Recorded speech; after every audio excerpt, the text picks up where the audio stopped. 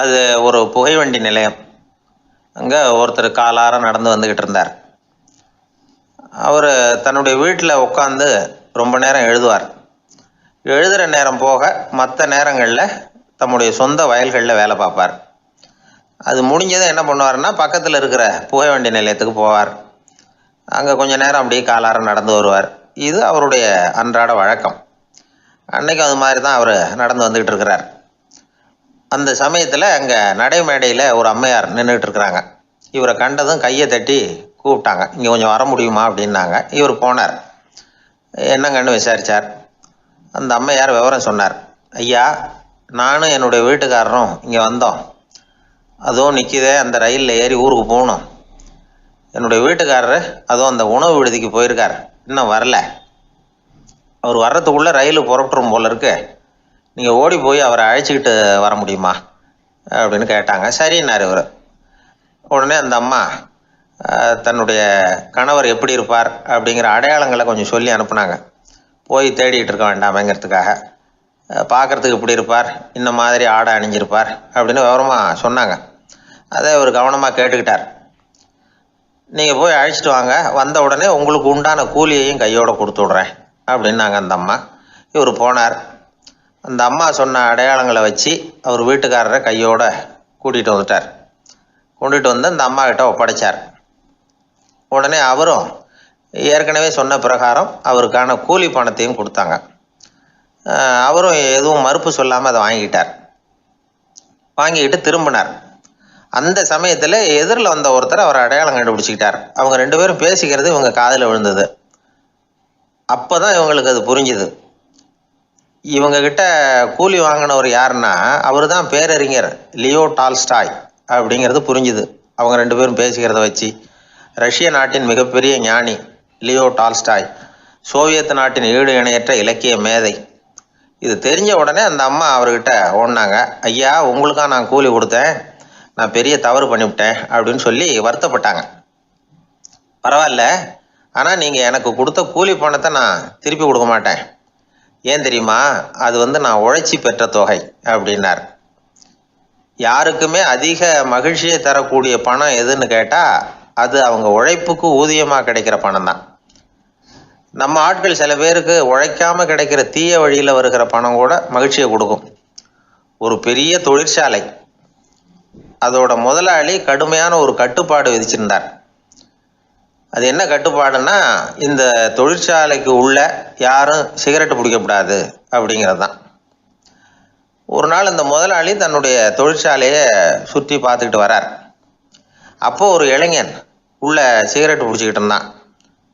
அதை பார்த்து விடுறார். அவ்வளவுதான், அவருக்கு கோபம் வந்துட்டுது.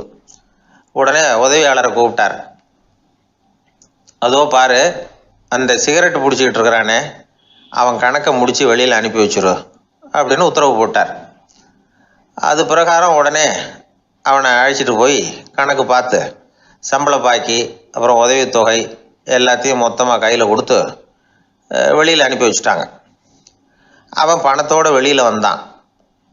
ஏதோ யோசனை பண்ணபடியே நின்றுக்கிட்டு இருந்தான். அவன் என்னப்பா யோசிக்கிற அப்படின்னாரு எதிரில் வந்தவர்.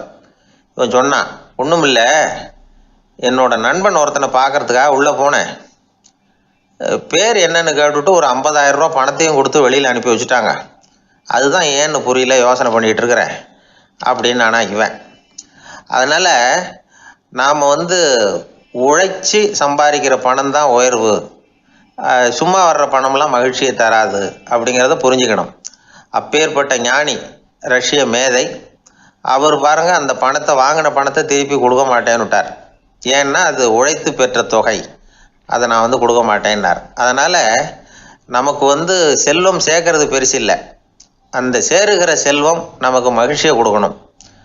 அதுக்கு என்ன வழின்னா, நாம் உழைத்து சம்பாதிக்கணும் அப்படிங்கிறத அதிலிருந்து புரிஞ்சிக்க வேண்டியது ரொம்ப அவசியம். அதனால் உழைப்போம் உயர்வோம், இதுதான் வெற்றியின் ரகசியம்.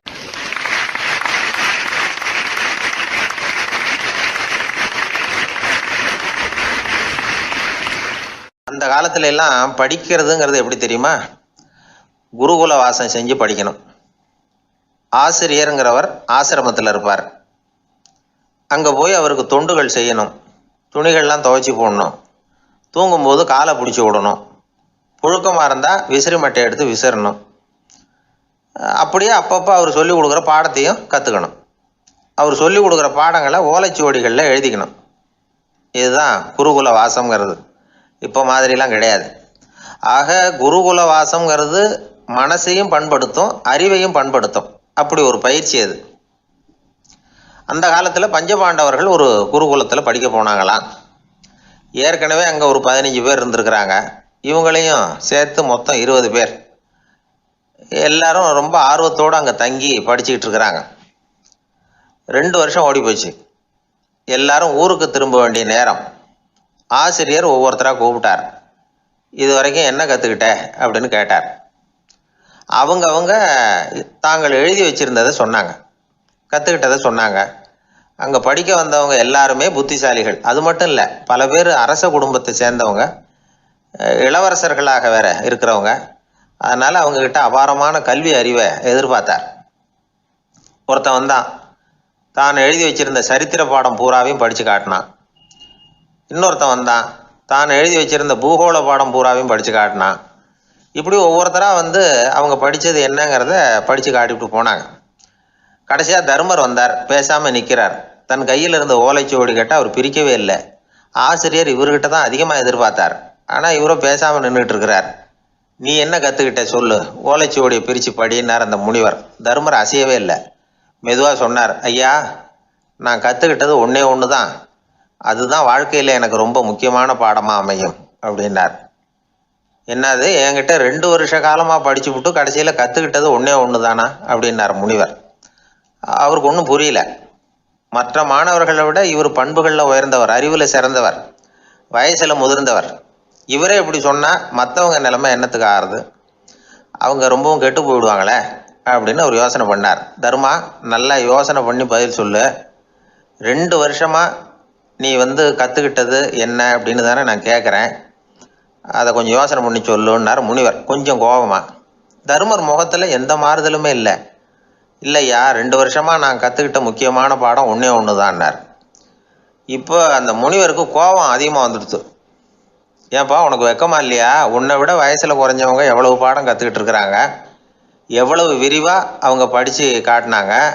நீயும் கூட நிறைய குறித்து வச்சிருக்கிற போல இருக்க, அதை ஏன் பிரித்து படிக்கக்கூடாது அப்படின்னார். ஐயா, நான் சொல்கிறது உங்களுக்கு ஏமாற்றமாக இருந்தால் என்னை மன்னிக்கணும். நான் ரொம்ப முக்கியமாக கற்றுக்கிட்டு இருக்கிறது ஒன்றே ஒன்று தான், மற்ற எதையும் சொல்கிறதுக்கு விரும்பலைன்னார். மாணவர்கள்லாம் சிரிச்சுட்டாங்க. முனிவருக்கு கோபம் அளவுக்கு மீறி வந்துட்டு ஓங்கி அரைஞ்சு விட்டார் தர்மரை அவர் கன்னத்தில். தர்மர் கண்ணை செவந்து போட்டுது, கண்கள் கலங்கி போச்சு. ஆனாலும் அவர் அமைதியை இழக்கலை, தலை குனிஞ்சு நிற்கிறார். இவருடைய பிடிவாதம் முனிவருக்கு இன்னும் ஆத்திரத்தை உண்டாக்கி விட்டது. இன்னொரு கண்ணத்திலே அரைஞ்சார். எல்லாரும் பயந்து போய் அமைதியாக நின்றுட்டு இருக்கிறாங்க. முனிவர் கத்துறார், அப்படி நீ கற்றுக்கிட்ட அந்த முக்கியமான பாடம் தான் என்ன, அதையாவது சொல்லு அப்படின்னார். ஐயா, அதை மட்டும் ஒரு ஓலைச்சுவடியில் தனியாக குறித்து வச்சிருக்கிறேன், இந்தாங்க, இதை நீங்களே படித்து பாருங்கன்னார். தர்மர் ஓலைச்சுவடியை நீட்டினார். முனிவர் அதை வாங்கி பிரித்தார், சத்தம் போட்டு படித்தார். என்ன எழுதியிருக்காருன்னா, எப்படிப்பட்ட சோதனை ஏற்பட்டாலும் நிதானம் இழந்து கோபத்துக்கு ஆளாகக்கூடாது அப்படின்னு. இதுதான் அந்த ஓலைச்சுவடியில் அவர் எழுதி வச்சிருந்தது. அந்த ஒரு கணத்திலேயே முனிவரும் எல்லா மாணவர்களும் தர்மரை புரிஞ்சுக்கிட்டாங்களாம். அவர் கற்றுக்கிட்டது ஏட்டு சுரக்காய் இல்லை, வாழ்க்கையில் பயன்படக்கூடிய முக்கியமான அனுபவ பாடம். முனிவர் கண்களில் கண்ணீர். தர்மரை அன்போடு கட்டி தழுவிக்கிட்டார். அப்புறம் சொன்னார், தர்மா, என்னை மன்னிச்சுரு, நீ மாணவன் இல்லை, ஆசிரியன். நான் இது வரைக்கும் தெரிஞ்சிக்காத அனுபவ பாடத்தை நீ இப்போ எனக்கு கற்றுக் கொடுத்துட்ட அப்படின்னு சொன்னாராம். அதனால் நிதானம் தவறக்கூடாதுங்கிறது ரொம்ப முக்கியமான ஒரு செய்தி. ஒரு ஆசிரியர் மாணவனை ஒரு கன்னத்தில் ஓங்கி அரைஞ்சுட்டார். இவன் நிதானம் தவறல, அமைதியாக நின்றுக்கிட்டு இருந்தான். அவர் ஒரு தடவை அரைஞ்சதும் எப்படி உன்னால் நிதானம் தவறாமல் இருக்க முடிஞ்சுது அப்படின்னு கேட்டாங்க நண்பர்கள். அவன் சொன்னான், நான் நிதானம் தவறி இருந்தா எங்கள் வாத்தியார் இன்னொரு கன்னத்துலேயும் அரைஞ்சிருப்பார், அது அதை விட பலமாக இருக்கும், அதனால தான் நான் அப்படி இருந்தேன் அப்படின்னு நானான். ஆக நாம் தெரிந்து கொள்ள வேண்டியது, வாழ்க்கையில் நிதானம் தவறாமல் இருக்க வேண்டும். அதுதான் வெற்றியின் ரகசியம்.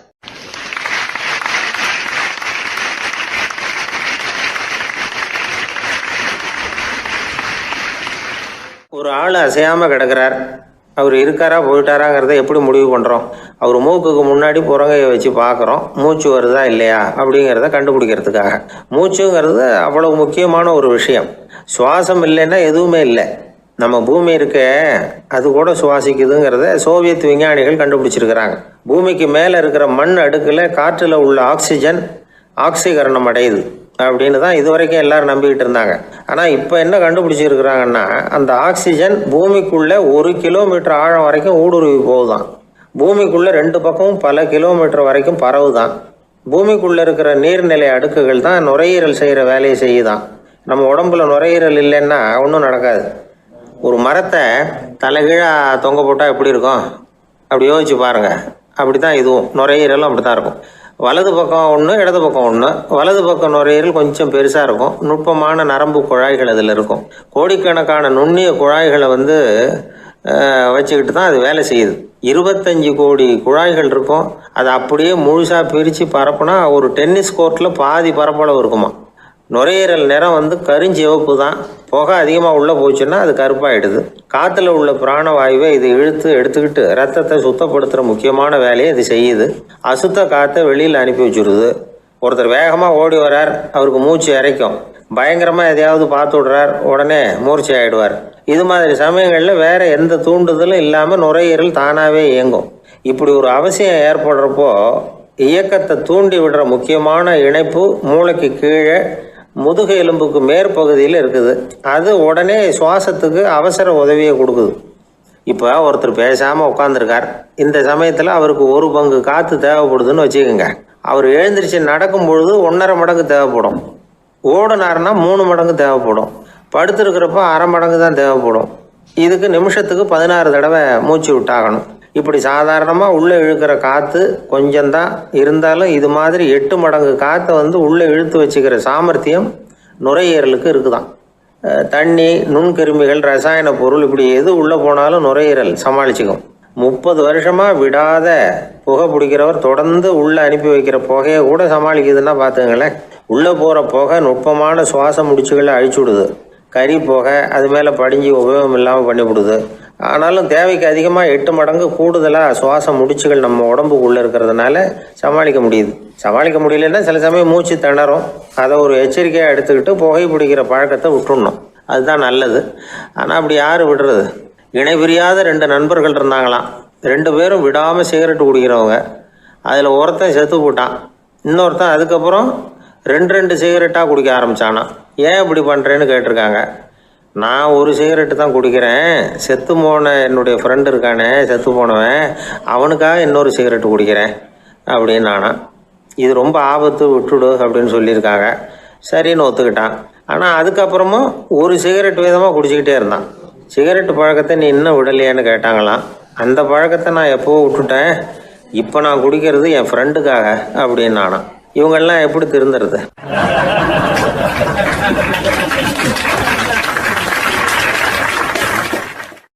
அந்த ஆளை கண்டா ஏன் இப்படி முகத்தை திருப்பிக்கிட்டு வர்றீங்க அப்படின்னு கேட்டார் ஒருத்தர் நண்பர்கிட்ட.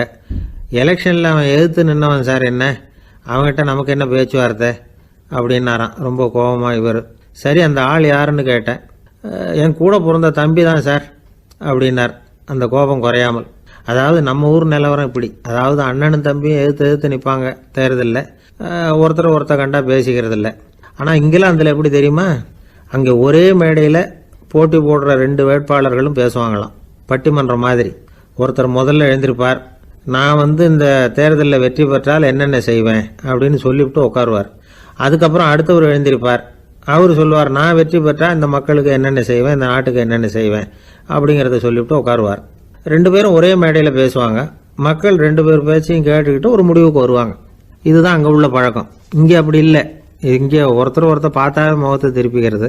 ஒரு தடவை இது மாதிரி ஒரு கூட்டம் நடந்துகிட்டு இருக்கு அங்கே வெளிநாட்டில் தான். நேரத்துக்கு சரியாக ஒரு வேட்பாளர் சேரலை. இது இங்கிலாந்தில் நடந்த நிகழ்ச்சி. அப்புறம் என்னாச்சுன்னா, ஒருத்தர் வந்துட்டார், இன்னொருத்தர் சேரலை. அப்புறம் உடனே அந்த ஒருத்தர் வந்தவர் பேச ஆரம்பிச்சிட்டார். அதாவது அந்த இன்னொருத்தர் சார்பாகவே பேசிட்டாராம். அதாவது அவர் வரல, நான் அவர் சார்பாக நான் பேசிடுறேன். அதாவது அவர் ஜெயிச்சுட்டா அவர் என்னென்ன செய்வார் இந்த நாட்டுக்கு அப்படின்னு சொல்லி அவர் பக்கத்தில் உள்ள நியாயத்தை எடுத்து இவரே சொல்லிட்டாராம். இப்படிலாம் அங்கே நடந்துதான். இது எப்பேற்பட்ட தேர்தல் பண்பாடு பாருங்கள். அதனால் இன்னொரு விஷயம், இப்போ இங்கிலாந்துலாம் ஓட்டு கேட்குறப்ப வெற்றியா தோல்வியாங்கிறத ஓரளவுக்கு யூகிச்சுடலாமா. இப்போ ஒரு வேட்பாளர் ஒரு வீட்டுக்கு முன்னாடி போய் நின்று எனக்கு ஓட்டு போடுங்கன்னு கேட்குறாருன்னு வச்சுங்களேன், அதுக்கு என்ன பார்த்து செய்கிறோம், போயிட்டு வாங்க அப்படின்னு சில வீடுகளில் வாசலில் நின்னே சொல்லி அனுப்பிச்சிருவாங்களாம். வேறு சில வீடுகளில் எப்படின்னா வேட்பாளரை வீட்டுக்குள்ளே கூப்பிட்டு காபி சாப்பிட சொல்லி உபசரித்து அதுக்கப்புறம் அனுப்பி வைக்கிறது வழக்கமாக. இதில் எந்த வீட்டு ஓட்டு நிச்சயம் தெரியுமா? வாசலில் நின்னே வழி அனுப்பி வச்சுட்றாங்க பாருங்கள், அவங்க ஓட்டு நிச்சயம். உள்ளே கூப்பிட்டு காப்பி கொடுத்து அனுப்புகிறாங்க பாருங்கள், அவங்க ஓட்டு நிச்சயம் இல்லையா? சரி, அப்புறம் ஏன் அந்த உபசரிப்பு அப்படின்னு கேட்டால் அதுக்கு ஒரு காரணத்தை சொல்கிறாங்க. அதாவது அது ஒரு அனுதாபத்தை தெரிவிக்கிற முறையா. ஐயோ பாவம், நாம் இவருக்கு ஓட்டு தான் போட போகிறதில்ல, எதையாவது செய்வோம், காப்பியாவது சாப்பிட்டு போகட்டும் அப்படிங்கிற எண்ணமா. இப்படி அந்த ஒரு பழக்கம். ஆக அந்த ஊரில் நிறைய காப்பி சாப்பிட்ணும்னு ஒருத்தர் ஆசைப்பட்டால் தேர்தலில் தோற்று போகிறதுக்கு தயாராக இருக்கணும். ஒரு சமயம் ஒரு ஊரில் தேர்தல் நடந்துதான். ஒரு தொகுதியில் நின்று தோற்று போன ஒருத்தர் கையில் ஒரு துப்பாக்கியோட ஊருக்குள்ளே சுற்றிக்கிட்டு இருந்தாராம். ஒரு போலீஸ்காரர் அவரை பார்த்துட்டு சந்தேகப்பட்டிருக்கார். அதனால் அவரை தடுத்து நிறுத்தி என்ன இது துப்பாக்கியோட சுற்றுறீங்களேன்னு விசாரிச்சிருக்கார். இதுக்கு அவர் சொன்னாராம், சார், இந்த தொகுதியில் மொத்தம் 1,00,000 வாக்காளர்கள், அதில் எனக்கு 10,000 பேர் மட்டும்தான் எனக்கு ஓட்டு போட்டிருக்கிறாங்க. அப்படின்னா எனக்கு வேண்டாதவங்க இந்த தொகுதியில் 90,000 பேர் இருக்கிறாங்கன்னு அர்த்தம். இப்படி ஒரு சூழ்நிலையில் நான் என்னுடைய பாதுகாப்புக்கு ஆயுதம் இல்லாமல் நடமாடலாமா அப்படின்னு கேட்டாராம். எவ்வளவு எச்சரிக்கை பாருங்கள். நம்ம ஊரில் சில பேர் ஓட்டு கேட்குற விதமே தனி. ஒருத்தர் ரொம்ப சாமர்த்தியமாக ஓட்டு கேட்பாராம். அவர் எப்படின்னா, ஒரு வீட்டுக்கு போகிறாருன்னு வச்சுங்களேன், அந்த நேரம் அந்த வீட்டுக்காரர் என்ன செஞ்சுக்கிட்டு இருக்கிறாரோ அதே வேலையை இவரும் கொஞ்ச நேரம் செய்வாராம், அவருக்கு ஒத்தாசையா. அதுக்கப்புறம் மெதுவாக பேச்சு கொடுப்பார், ஓட்டு கேட்பார், இது மாதிரி எலெக்ஷனில் நிற்கிறேன் கவனிக்கணும்னு. அது மாதிரி ஒரு தடவை அவர் போனப்போ அங்கே அவர் என்ன பண்ணிகிட்டு இருக்காரு, வீட்டுக்கு பின்னாடி மாட்டு கொட்டையில் பால் கறந்துக்கிட்டு இருக்கார் ஒரு பசுமாட்டுக்கிட்ட. அந்த வீட்டில் இவர் ஓட்டு கேட்க போனவர் இவர் ஓடி போய் இன்னொரு சொம்பை எடுத்துக்கிட்டு அதே மாட்டுக்கு இன்னொரு பக்கம் போய் உட்காந்துக்கிட்டு இவரும் பால் கறக்க ஆரம்பிச்சிட்டார். எதிர உட்காந்துட்டு இருக்காரு இவர் இந்த பக்கம் உட்காந்துருக்கார். கீழே கொஞ்சம் குனிஞ்சு பார்த்தா ஒருத்தர் முகத்தை ஒருத்தர் பார்க்கலாம். கொஞ்ச நேரம் ஆனதுக்கப்புறம் இவர் மெதுவாக அவர்கிட்ட பேச்சு கொடுத்தாராம். இது மாதிரி நான் எலெக்ஷனில் நிற்கிறேன், நீங்கள் ஓட்டு போடணும், அதுக்காக தான் வந்தேன்னாராம். அது முடியாதுங்களேன்னாராம் அவர். ஏன்னு கேட்டிருக்கார். நான் இந்த வீட்டுக்காரன் இல்லை, நானும் உன்ன மாதிரி ஓட்டு கேட்க வந்தவன் தான் அப்படின்னாராம் அவர்.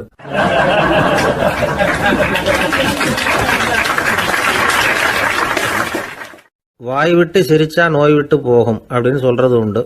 அது என்ன வெறும் அலங்காரத்துக்காக சொன்ன வார்த்தையா, இல்லை அர்த்தத்தோடு சொன்ன வார்த்தையா அப்படின்னு யோசிச்சா அதில் நிஜமாவே அர்த்தம் இருக்குதுன்னு தான் தெரியுது.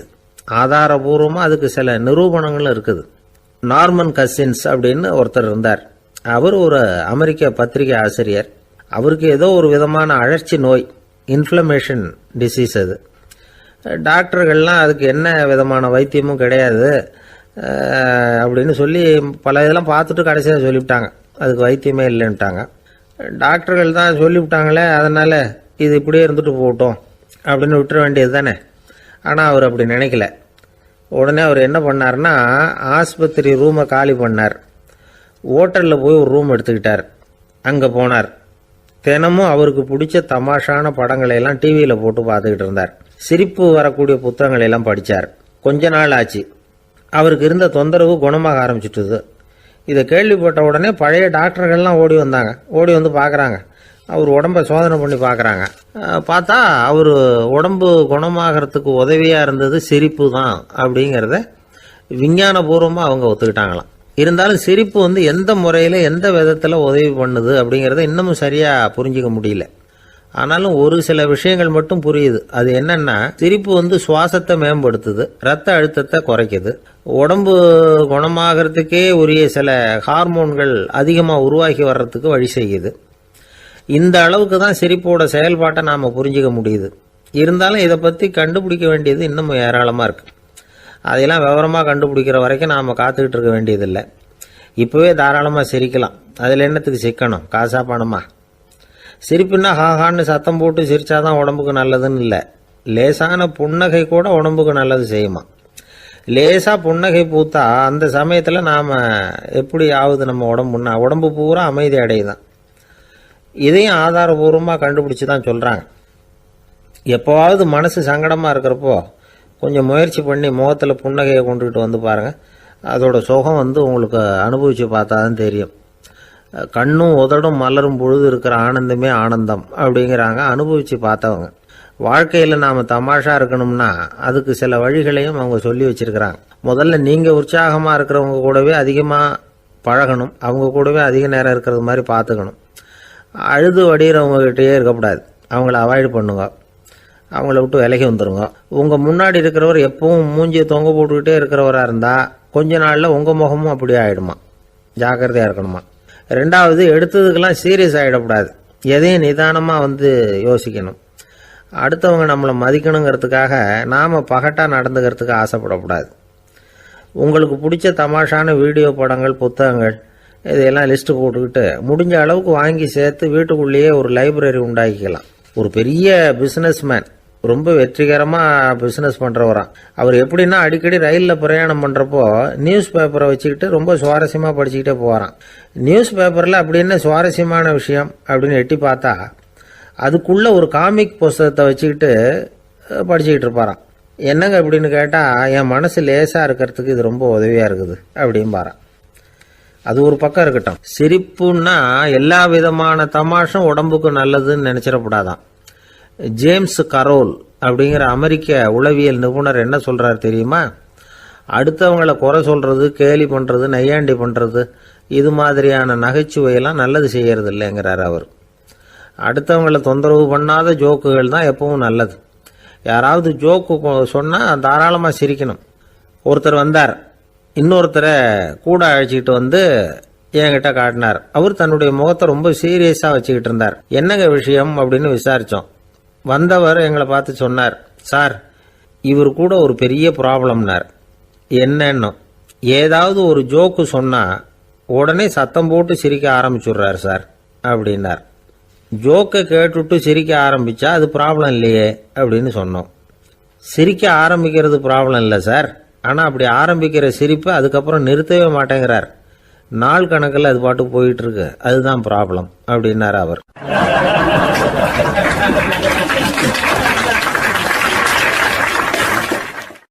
ஒரே ஒரு ஊரில் ஒரு ராஜா இருந்தாராம். அவர் நிறைய சம்பாதிக்கணும்னு திட்டம் போட்டார். தனக்காக சம்பாதிக்கணும்னு நினைக்கல, தன்னுடைய நாட்டுக்காக சம்பாதிக்கணும் அப்படின்னு நினைச்சார். அரசாங்க கருவூலத்தில் கையிருப்பு குறைச்சலாக இருந்தது. மக்கள்கிட்ட வரி விதிச்சாகணும், வேற வழி இல்லை. ஆனாலும் அந்த ராஜா மக்கள் கஷ்டப்படக்கூடாது அப்படின்னு நினைக்கிறவர். மக்கள் வரியையும் கட்டணும், அதே நேரத்தில் அவங்க சிரமப்படவும் கூடாது. இதுக்கு தகுந்த மாதிரி ஒரு திட்டம் போட்டார். அது பிரகாரம் என்ன பண்ணார்னா, அந்த நாட்டில் ஒரு 3 பெரிய குளங்களை தோண்டினார். அது நிறைய தண்ணீரை நிரப்புனார். அதுக்கப்புறம் எங்கேயோ தேடி பிடிச்சி 3 விதமான மீன்களை கொண்டுகிட்டு வந்தார். அந்த 3 குளங்கள்லையும் விட்டார். அதை ஒவ்வொரு குளத்துலேயும் ஒவ்வொரு விதமான மீன்கள். அந்த மீன்களுக்கு அபூர்வமான ஒரு சக்தி உண்டு. அது எப்படின்னா, அந்த குளத்தில் குளிக்க வர்றவங்களுக்கு அந்த மீன்கள் கடிக்கும் பொழுது வலி ஏற்படுறதில்ல. அதுக்கு பதிலாக மகிழ்ச்சி நிறைந்த ஒரு இனிமையான உணர்வை அவங்க அனுபவிச்சாங்க. அது எப்படின்னா, இந்த முதல் குளத்தில் இருந்த மீன்களால் கடிக்கப்படும் பொழுது ஒரு விதமான இன்ப மயக்கத்தில் திளைச்சிருக்கிறது மாதிரி உணர்வு.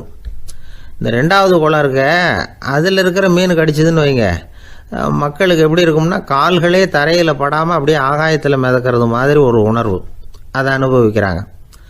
3வது குளத்தில் இருக்கிற மீன் கடிச்சதுன்னா அவங்கெல்லாம் அப்படியே கோடீஸ்வரராக மாறிட்டதாக ஒரு உணர்வு, அதை அவங்களால அனுபவிக்க முடியுது. இப்படி ஒரு அபூர்வமான மீன் அது, அந்த 3 வகை. இப்படி இருந்தால் மக்கள் அந்த குளங்கள் குளிக்கிறதுக்கு ஆசைப்படாமல் இருப்பாங்களா? அதனால் கூட்டம் கூட்டமாக அலமோத ஆரம்பிச்சிட்டாங்க. ஒவ்வொரு குளத்தின் கரையிலேயும் கியூ வரிசையில் நிற்க ஆரம்பிச்சிட்டாங்க. அந்த நாட்டு மன்னர் என்ன பண்ணார்னா, ஒவ்வொரு குளத்தங்கரையிலையும் ஒரு ராஜாங்க அதிகாரியை உட்கார வச்சார். டிக்கெட்டை அடித்து கொடுத்தார். குளிக்க வர்றவங்க கிட்ட ஒரு குறிப்பிட்ட தொகையை கட்டணமாக வசூலிக்க ஆரம்பித்தார். அவ்வளவுதான், அரசாங்க கருவூலம் நிரம்ப ஆரம்பிச்சுட்டுது. ராஜாங்கத்துக்கு தேவையான பணம் கிடைச்சிட்டுது. இது ஒரு கதை. இதை பற்றி என்ன நினைக்கிறீங்க? அதாவது மக்களுக்கு சுமை தெரியாமலே வரி வசூல் பண்ணுறது நல்லது தானே அப்படின்னு நினைப்பீங்க. ஆனால் இன்றைக்கும் உலகத்தில் பல அரசாங்கங்கள் இதே மாதிரி 3 குளங்களை வெட்டி வச்சிருக்குது. மக்களும் அதில் குளிச்சுக்கிட்டு தான் இருக்கிறாங்க.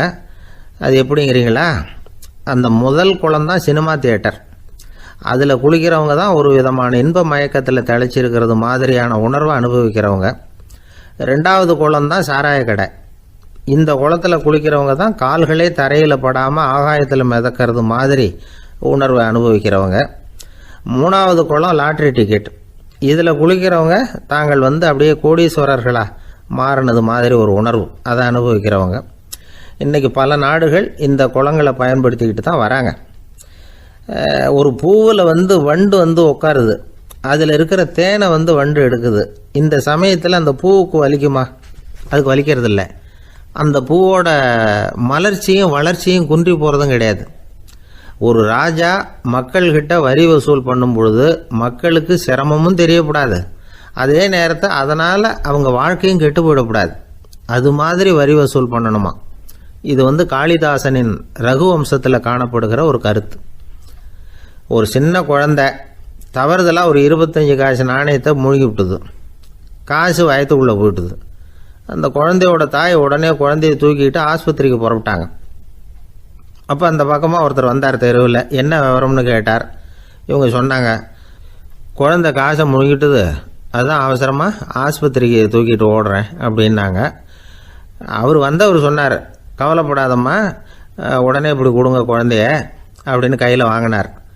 ஒரு கையில் அந்த குழந்தையோட கால் ரெண்டையும் பிடிச்சி தலைகீழாக தூக்கி பிடிச்சார். இன்னொரு கையால் அந்த குழந்தையோட வயத்தில் குறிப்பாக ஒரு இடத்துல அப்படியே தேடி அந்த சுட்டு விரலால் ஒரு இடத்துல பொட்டுன்னு தட்டினார். உடனே காசு அந்த குழந்தையோட வாய் வழியாக வெளியில் விழுந்துட்டுது. காசை எடுத்துக்கிட்டு இந்தாங்கம்மா உங்கள் குழந்தை அப்படின்னார். ரொம்ப நன்றிங்க, நிச்சயமாக நீங்கள் ஒரு டாக்டராக தான் இருக்கணும், என்னுடைய யூகம் சரிதானே அப்படின்னாங்களாம் அந்த அம்மா.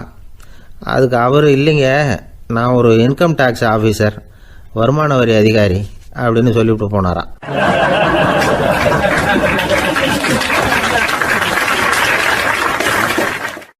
ஒரு ஊரில் ஒரு மன்னர் இருந்தார். அவர் பக்கத்து தேசத்து மேலே படையெடுக்கணும்னு நினச்சிக்கிட்டு இருந்தார். அதையும் தன்னுடைய நாட்டோட சேர்த்துக்கணுங்கிற ஆசை. எப்போ படையெடுக்கலாம்னு யோசிச்சுக்கிட்டு இருந்தார். இப்படி யோசிச்சுக்கிட்டு இருந்த சமயத்தில் ஒரு பெரியவர் அவரை தேடிட்டு வந்தார். அவர் அடிக்கடி வருவார், அவர்கிட்ட பேசிக்கிட்டு இருப்பார். இப்போவும் அப்படி தான் வந்தார். என்ன மன்னா யோசனைன்னாரு. இவர் தன்னுடைய யோசனையை சொன்னார். இந்த சமயத்தில் மன்னருக்கு தாகம் எடுத்தது, தண்ணி குடிக்கணும் போல இருந்தது. உடனே அங்கே இருந்த ஒரு அரண்மனை பணியாளரை கூப்பிட்டார். போய் கொஞ்சம் தண்ணி கொண்டு வாப்பா அப்படின்னார். அந்த பணியாளர் போனார், ஒரு கோலையில் தண்ணி கொண்டு வந்தார். ராஜா கிட்ட நீட்டினார். ராஜா அதை வாங்கி குடிக்கிறதுக்காக வாயிட்ட கொண்டுட்டு போனார். அந்த நேரம் பார்த்து, மன்னா கொஞ்சம் பொறுங்கன்னார் இந்த பெரியவர். ஆவலோடு குடிக்க போன மன்னர் அப்படியே நிறுத்திக்கிட்டு பெரியவரை பார்த்தார். இப்போ அந்த பெரியவர் சொன்னார், மன்னா, இப்போ உங்களை விட வலிமையுள்ள ஒரு சக்தி உங்களுக்கு தண்ணி கொடுக்க மறுத்துடுதுன்னு வைங்க, உங்களை குடிக்க விடாமல் தடுத்துடுது அப்படின்னா, இப்போ இந்த ஒரு கோவலை தண்ணீரை என்ன விலை கொடுத்து வாங்குவீங்க அப்படின்னு கேட்டார். இப்போ எனக்கு இருக்கிற தாகத்துக்கு என்னுடைய அரசாங்கத்தில் பாதியையாவது கொடுத்து இந்த தண்ணியை வாங்கிறதுக்கு தயங்க மாட்டேன்னார் அவர். சரி, இப்போ அந்த தண்ணியை குடிங்கன்னார் பெரியவர். மன்னர் ஆவலோடு அந்த தண்ணியை குடித்து முடித்தார். அதுக்கப்புறம் கொஞ்ச நேரம் தன்னுடைய படையெடுப்பை பற்றி சொல்லிக்கிட்டு இருந்தார். கொஞ்ச நேரம் கழித்து மறுபடியும் இந்த பெரியவர் கேட்டார், மன்னா, இப்போ நீங்கள் ஒரு கோவலை தண்ணீரை குடித்து முடிச்சுட்டீங்க. இப்போ அந்த தண்ணீர் உங்கள் உடம்பை விட்டு வெளியில் வரக்கூடிய பாதை அடப்பட்டு போச்சு அப்படின்னு வச்சுக்கோங்க, அதை வெளியேற்றுவதற்காக நீங்கள் எவ்வளவு செலவழிப்பீங்க அப்படின்னு கேட்டார். மன்னர் யோசனை பண்ணார். அப்படி ஒரு நிலைமை ஏற்பட்டு போச்சுன்னா என்னுடைய அரசாங்கம் பூராவையும் அதுக்கு ஈடாக தர்றதுக்கு கூட தயங்க மாட்டேன்னார். இப்போ அந்த பெரியவர் சொன்னார், எந்த அரசாங்கத்தின் மதிப்பு ஒரு கோவலை தண்ணீர் அளவுக்கு கூட இல்லையோ அந்த அரசாங்கத்தை அடையணுங்கிற பேராசையில் மனிதர்கள் தங்களுடைய சகோதரர்கள் கூடவே சண்டை போட்டுக்கிறாங்களே, அதில் ஏதாவது அர்த்தம் இருக்குதா அப்படின்னாராம். மன்னருக்கு இப்போ தான் அர்த்தம் புரிஞ்சுதான். மனசில் தெளிவு உண்டாச்சு. தன் மனசுக்குள்ளே உண்டான வெறியை விரட்டி அடிச்சு விட்டார். அதுக்கப்புறம் நிம்மதியாக ஆட்சி புரிஞ்சார். இப்படி ஒரு கதை. உயிருக்கு என்ன விலை கொஞ்சம் யோசனை பண்ணி பாருங்கள். ஆனால் அது இப்போ எவ்வளோ மலிவாக போயிட்டுது, அதையும் யோசனை பண்ணி பாருங்களேன். ஆசை பேராசையாக மாறுது, அப்புறம் அது வெறியாக ஆகுது, அதுக்கப்புறம் பைத்தியம் பிடிக்குது. இந்த காலத்து மனிதர்களுக்கு 2 விதமான பைத்தியம் பிடிச்சிருக்கிறதாக ஒரு பெரியவர் சொல்கிறார். ஒன்று பணம், இன்னொன்று அதிகாரம். இதெல்லாம் எவ்வளவு காலத்துக்கு நீடிக்கும்? ஒரு சர்வாதிகார நாட்டில் 3 பேர் ஜெயிலில் இருட்டு அறையில் பேசிக்கிட்டு இருக்கிறாங்க. நீ எப்படி இந்த ஜெயிலுக்கு வந்த அப்படின்னு ஒருத்தர் கேட்டாராம். இந்த நாட்டு ராஜாவை ஆதரித்து நான் பிரச்சாரம் பண்ணினேன், அதனால் கூட்டத்தில் தகராறு வந்துட்டுது, கலவரமாக போச்சு, அதுக்கு நான் தான் காரணம்னு அரெஸ்ட் பண்ணி இங்கே கொண்டாந்து போட்டாங்க அப்படின்னாராம் அவர். சரி நீ எப்படி இங்கே வந்த அப்படின்னு இன்னொருத்தரை பார்த்து கேட்டிருக்கார். நான் இந்த நாட்டு ராஜாவை எதிர்த்து பிரச்சாரம் பண்ணேன், அதனால் கலவரம் அரெஸ்ட் பண்ணி கொண்டாந்து போட்டாங்கன்னார். சரிப்பா நீ எப்படி அங்கே வந்த அப்படின்னு மூணாவது ஆளை பார்த்து இவங்க கேட்டாங்களாம். இதுக்கு அந்த ஆள் மெதுவாக வெளிச்சத்துக்கு வந்து நான் தான் இந்த நாட்டு ராஜா அப்படின்னாராம்.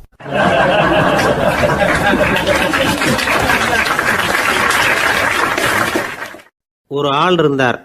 விலங்குகள் பேரில் அவருக்கு ரொம்பவும் பிரியம். அதனால் தன்னுடைய வீட்டில் ஒரு நாயை வளர்த்தார். அதே மாதிரி கழுதையையும் வளர்த்தார். அந்த கழுதை அவர் வீட்டு கொல்லை பக்கத்தில் நின்றுக்கிட்டு இருக்கும்.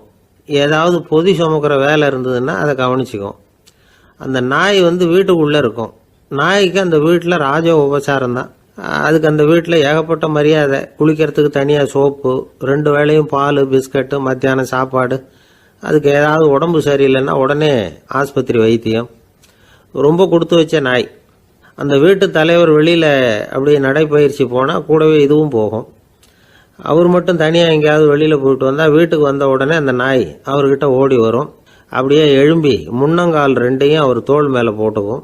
அவர் சிரிச்சுக்கிட்டே அது தலையில் செல்லமாக தட்டுவார். அவர் ஈசி சேரில் சாஞ்சிக்கிட்டு டிவி பார்ப்பார், பேப்பர் படிப்பார். அப்போலாம் அந்த நாய் அவருடைய காலடியில் படுத்துக்கும். அப்போ கூட அவர் அது தலையை செல்லமாக தடவி கொடுப்பார். அந்த நாய் படுக்கிறதுக்குன்னே ஒரு மெத்தை, சில சமயம் அது அங்கே இருக்கிற மேஜை நாற்காலி மேலே கூட ஏறி விளையாடும். சோபாவில் ஏறி உட்காந்துக்கும். இவ்வளவு செல்வாக்காக வளர்ந்தது அந்த நாய். இதையெல்லாம் அந்த கழுதை பார்த்துக்கிட்டே இருக்குது கொல்லை பக்கத்தில் இருந்து. பார்த்துட்டு அது யோசிக்க ஆரம்பிச்சுதான், என்ன இது, இந்த வீட்டில் நாம தான் கழுதையாக உழைக்கிறோம், பொதி சுமக்கிறோம், நமக்கு ஒரு நல்ல சாப்பாடு கிடையாது, படுக்கை கிடையாது, ஒரு நாளாவது நம்ம தலையையோ முதுகையோ தடவி கொடுத்தது கிடையாது. ஆனால் அந்த நாய் இந்த வீட்டுக்காக ஒரு துரும்ப கூட அசைச்சதில்லை. அதை போய் இந்த வீட்டில் உள்ளவங்க இப்படி தலையில் வச்சு தாங்குறாங்களே அப்படின்னு யோசிச்சுதான் அந்த கழுதை. ரொம்ப நேரம் யோசிச்சுவிட்டு அதுக்கப்புறம் ஒரு முடிவுக்கு வந்திருக்குது. சரி, இனிமேல் நாமளும் அந்த நாய் மாதிரியே நடந்து பார்ப்போம், அது மாதிரியே பிஹேவ் பண்ணுவோம், அப்போவாவது நமக்கும் அந்த மரியாதை கிடைக்குதா பார்க்கலாம் அப்படின்னு ஒரு திட்டம் போட்டுது மனசுக்குள்ள. உடனே அந்த திட்டத்தை செயல்படுத்தவும் ஆரம்பிச்சுது.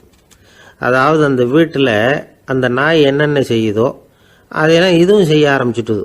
அந்த வீட்டு எஜமான் எங்கேயோ வெளியில் சுற்றிவிட்டு ரொம்ப அசந்து போய் வீட்டுக்கு திரும்பி வந்துக்கிட்டு இருந்தான். உடனே இந்த கழுதை என்ன பண்ணிச்சு தெரியுமா, அவங்ககிட்ட ஓடி போச்சு. ஓடி போய் அந்த நாய் என்ன பண்ணுமோ அது மாதிரியே பண்ணிச்சு. அதாவது அந்த ஆள் தோள் மேலே தன்னுடைய முன்னங்கால் 2ஐயும் தூக்கி போட்டுவிடுது. அந்த ஆள் பயந்து போயிட்டான். அவனுக்கு ஒன்றும் புரியல, இது ஏன் இப்படி பண்ணுதுன்னு கொஞ்சம் ஒதுங்கி நின்னான். இது அவனை சுற்றி சுற்றி வருது, நாய் மாதிரி வாழை ஆட்டிக்கிட்டே சுற்றி சுற்றி வருது கழுதை. அவன் கிடுகிடுன்னு வீட்டுக்குள்ளே ஓடினான். இதுவும் பின்னாடியே ஓடிச்சு. அங்கே போய் நாய் மாதிரியே மேஜை நாற்காலி மேலே ஏறி குதித்து விளையாட ஆரம்பிச்சுட்டுது. சோபாவில் ஏறி உட்காருது. மேஜையில் இருந்த சாமான்லாம் கீழே விழுந்து உடையுது. கழுதை மேஜை மேலே ஏறி குதிச்சா என்னத்துக்கு ஆகும்? அந்த ஆள் பார்த்தான், சரி இந்த கழுதைக்கு என்னமோ ஆயிட்டுது அப்படின்னு முடிவு பண்ணான். ஒரு நல்ல கயிறா பார்த்து கொண்டான்னா அது கால்லையும் கழுத்துலையும் கட்டினான். தரன்னு இழுத்துட்டு போனான். அடித்து கொல்லை பக்கத்தில் கட்டி போட்டுட்டான். அண்ணன் ஆகாரம் எதுவுமே கொடுக்கல, பட்னி போட்டுட்டான். இப்போ அந்த கழுதை யோசனை பண்ணி பார்க்குதான், என்ன இது, நம்ம எஜமானுக்கு இன்னைக்கு என்ன ஆயிட்டுது இப்படி? அந்த நாய் பழகிறது மாதிரி தானே நாமளும் பழகணும். ஆனால் இந்த மனுஷன் நாயை அடிக்கலை, ஆனால் நம்மளை அடிக்கிறான். இப்படி கொண்டாந்து கட்டி போட்டானே, என்ன காரணமாக இருக்கும் அப்படின்னு யோசனை பண்ண ஆரம்பிச்சுட்டு தான் அந்த கழுதை. எதுக்கு இந்த கதைன்னா, இது மாதிரியே நாம கூட சில சமயம் யோசிக்கிறது உண்டாம். இயல்புலேருந்து மாறி நடக்க ஆரம்பிச்சிட்டோம்னா பல சமயங்களில் இப்படி யோசிக்கிறது மாதிரி தான் ஆகிடும். அதனால தான் ஒரு மனுஷன் எப்படி நடந்துக்கணுமோ அப்படி நடந்துக்கிட்டாதான் நமக்கு மரியாதை. வெறி நாய் கடிச்சுட்டா மனுஷன் அது மாதிரியே ஆயிடுறான் பார்த்தீங்களா, அவனோட இயல்பு மாறி போடுது. ஒருத்தனை பார்த்து இன்னொருத்தன் கேட்டானா, வெறி நாய் ஒன்று உன்னை கடிச்சுட்டா நீ என்ன பண்ணுவே அப்படின்னு கேட்டிருக்கான். நான் உடனே பேப்பரும் பேனாவும் கேட்பேன் நானா இவன். ஏன் உயில் எழுதுறதுக்கான்னு கேட்டிருக்கான் அவன். இல்லை, நான் யாரையெல்லாம் கடிக்கணும்னு ஒரு லிஸ்ட் தயார் பண்ணணும்ல, அதுக்காக அப்படின்னு நானும்.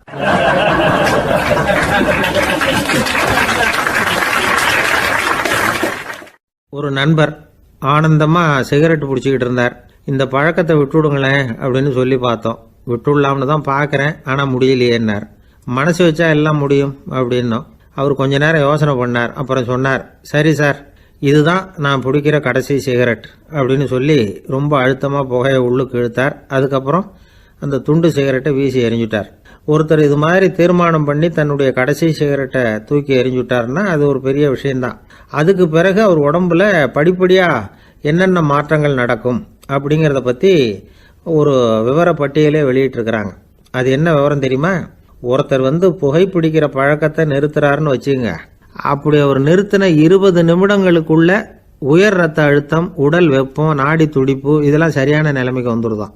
8 மணி நேரத்துக்குள்ள இந்த ஸ்மோக்கர்ஸ் பிரீத் அப்படிங்கிற தன்மை மறைஞ்சிருதான். ரத்தத்தில் உள்ள கார்பன் மோனாக்சைடு அளவு குறையுதான், ஆக்சிஜன் அளவு கூடுதான், சரியான அளவுக்கு வந்துடுதான்.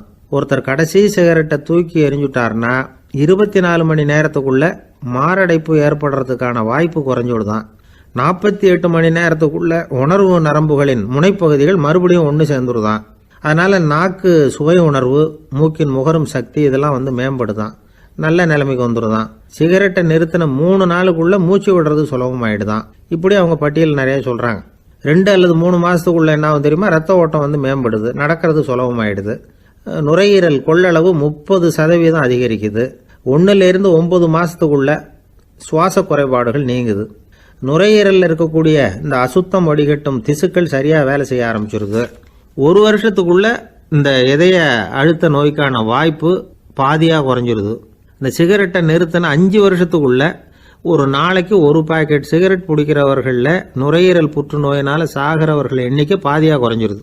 புற்றுநோய் செல்கள் சீரமைக்கப்படுது. ஆக ஒருத்தர் புகைக்கிறத விட்டுணும்னு தீர்மானம் பண்ணி தன் கையில் இருக்கிற சிகரெட்டை இதுதான் கடைசின்னு சொல்லி தூக்கி எறிஞ்சுட்டா அதுக்கப்புறம் படிப்படியாக இவ்வளவு நன்மைகளும் மாற்றங்களும் ஏற்படுறதாக இந்த அமெரிக்கன் கேன்சர் சொசைட்டி தெரிவிச்சிருக்குது. அதனால புகைப்பழக்கம் உள்ளவங்க இதெல்லாம் கொஞ்சம் யோசிச்சு பார்த்து அந்த பழக்கத்தை விட்டு விடுறது ரொம்ப நல்லது. ஆனால் அதையெல்லாம் நாம் சொன்னால் யாரு கேட்குறாங்க?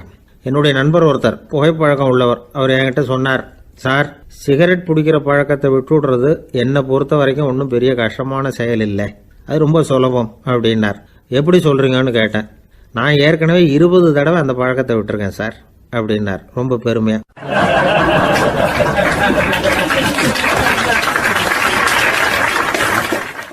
குடும்பத்தில் அப்படிலாம் இருந்து சமாளிக்கிறாங்க. குடும்பத்தில் ஒருத்தர் அனுசரிப்பு தன்மைங்கிறது ரொம்ப அவசியம். கணவன் மனைவின்னா அனுசரித்து போகணும்னு சொல்லுவாங்க. அதாவது ஒரு கணவன் அதுக்காக தான் அந்த காலத்துலலாம் ஒரு வீட்டுக்கு மாப்பிள்ளை தேடுறதுங்கிறது ஒரு பெரிய குடும்பத்தை நிர்வகிக்கிற அளவுக்கு ஒரு கணவனாக வரக்கூடிய எப்படி இருக்கணும் அப்படின்னா, அந்த காலத்தில் புலி வேட்டைக்கு போகணும். ஒரு பொண்ணுக்கு மாப்பிள்ளை தேடுறதுன்னா நம்ம தமிழ் பழக்கம் என்னென்னா, காட்டுக்கு போய் ஒரு புலியை வேட்டையாடிட்டு வரணும். அந்த புலி பல்லு அல்லது நகத்தை கொண்டுட்டு வரணும் அந்த இளைஞன். அதை வீட்டில் கொடுப்பான். அதை தான் கட்டி அதை இதாக கட்டுவாங்க, மாலையாக போடுவாங்க, தாலியாக கட்டுவாங்க. அதாவது வீரம் இருக்கா பையனுக்குன்னு பார்ப்பாங்க. ஒரு பொண்ணு வேணும்னா நீ முதல்ல வீட்டுக்கு பொண்ணு கேட்க போகக்கூடாது, காட்டுக்கு போகணும், போய் புளியை கொண்டு வா, அதுக்கப்புறம் தான் உனக்கு பொண்ணு அப்படின்னு சொல்லுவாங்க. இப்போவெல்லாம் ஏன் போகிறது இல்லைன்னா, இப்போலாம் ஒருத்தனை காட்டுக்கு போய் புலிப்பல் கொண்டு வான்னா புலி தான் மாப்பிள்ளையாக வரும். அதனால தான் இப்போ போகிறதில்ல யாரும் காட்டுக்கு. அப்போ பெண்களும் ரொம்ப வீரமாக இருந்தாங்க.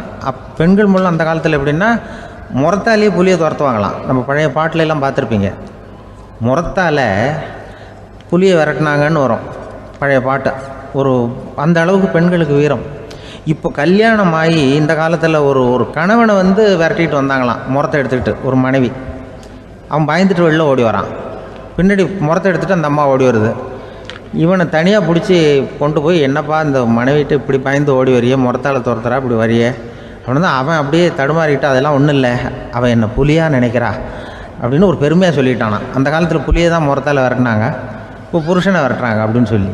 அப்படி அந்த காலத்தில் கணவனுக்கு ஒரு குடும்பத்தை நிர்வகிக்கிற திறமை இருக்கா, உடல் வலிமை தான் முக்கியம்.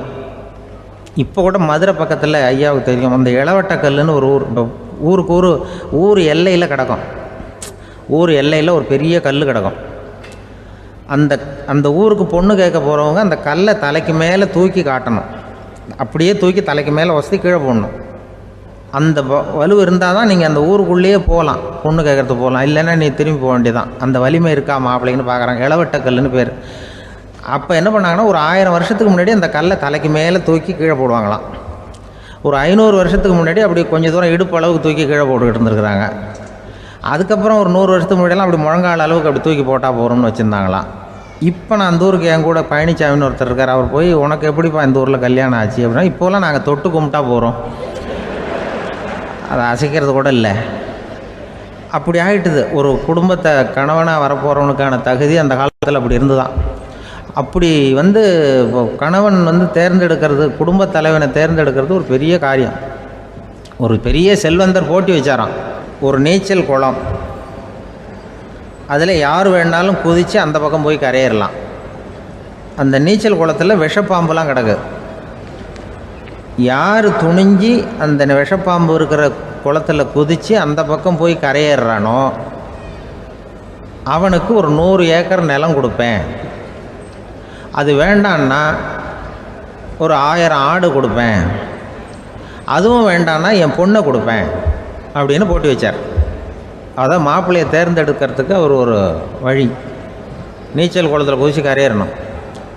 இப்போ அந்த ஊரில் இருக்கிற இளைஞர்கள்லாம் பார்க்குறாங்க அந்த குளத்தில் குதிக்கணும்னு. ஆனால் குளத்தில் வெறும் விஷப்பாம்புலாம் கிடக்கு. இது என்ன பண்ணுறதுன்னு பார்த்தா யாருமே குதிக்கிறதுக்கு தைரியம் வரல. திடீர்னு ஒருத்தன் துணிஞ்சு குதித்தான். படபடன்னு அடிச்சுட்டு போய் அந்த பக்கம் கரையேறிட்டான். கரையேறின உடனே பரவாயில்லையே ஒரு ஆள் வந்துட்டான்னு சொல்லி அவனை அந்த இளைஞனை போய் பிடிச்சிட்டு வந்தாங்க. அந்த பெரியவர் கேட்டார், ஏப்பா இவ்வளவு பெரிய விஷப்பாம்பெல்லாம் கிடக்கிற நீச்சல் குளத்தில் நீ துணிஞ்சு குதித்து கரையேறி இருக்கிற, உனக்கு என்ன 1000 ஏக்கர் நிலம் கொடுத்துருவா, 100 ஏக்கர் நிலம் கொடுக்குவா சொல்கிறப்படி அப்படின்னா வேண்டாம் சார்ன்றான். ஓஹோ அப்படின்னா ஒரு 1000 ஆடு வேணுமா உனக்கு அப்படின்னா அதுவும் வேண்டாம் சார். ஓ அப்படின்னா என் பொண்ணு வேணுமா அப்படின்னா அதுவும் வேண்டாம் சாருங்கிறான். அப்புறம் எதுக்குடா குதிச்சுன்ட்டு என்ன உனக்கு என்ன தான் வேணும் அப்படின்னு கேட்டிருக்கார். என்னை எவன் பிடிச்சி தள்ளி விட்டவன்னு தெரியணும் அப்படின்றான். அதுக்காக அவன் பார்த்துருக்கான். அப்படி இருந்தால் தான் துணிச்சல் வரும் இந்த காலத்தில். எதுக்கு இவ்வளவு சங்கடம்லாம் வச்சாங்கன்னா, ஒரு குடும்பத்துக்கு தலைவராக வர வேண்டிய ஒரு ஆள், கணவனாக இருக்க வேண்டியவனுக்கு துணிச்சல் இருக்கா, தைரியம் இருக்கா அப்படிங்கிறது பார்க்குறதுக்காக இப்படிப்பட்ட தேர்வு முறைகள்லாம் வச்சுருந்தாங்க அந்த காலத்துலலாம். இப்போலாம் கல்யாணம் பண்ணுறது ஆளுக்கு நேரில் பார்க்காமலே கூட கல்யாணம் நடக்குது இன்டர்நெட்டில். இப்போ சர்டிஃபிகேட் கேட்குறாங்க, நோய் நொடி இல்லாமல் இருக்காரா பார். காட்டுக்கெலாம் போக வேண்டாம், நேராக ஆஸ்பத்திரிக்கு போய் ஒரு சர்டிஃபிகேட் வாங்கிட்டு வா, உனக்கு ஒன்றும் வியாதி இல்லைன்னு ப்ரூவ் பண்ணு, அதுக்கப்புறம் பார்த்துக்கலாம், மற்றதை பேசுவோம் அப்படின்னு சொல்லி அப்படி இருக்குது நிலைமை. அதனால் குடும்பத்தில் அந்த கணவனாக இருக்கிற வேண்டியவனுக்கு பொறுப்பு அதிகம். ஏன்னா எல்லாத்தையும் அனுசரித்து போக வேண்டியதாக வந்தான்.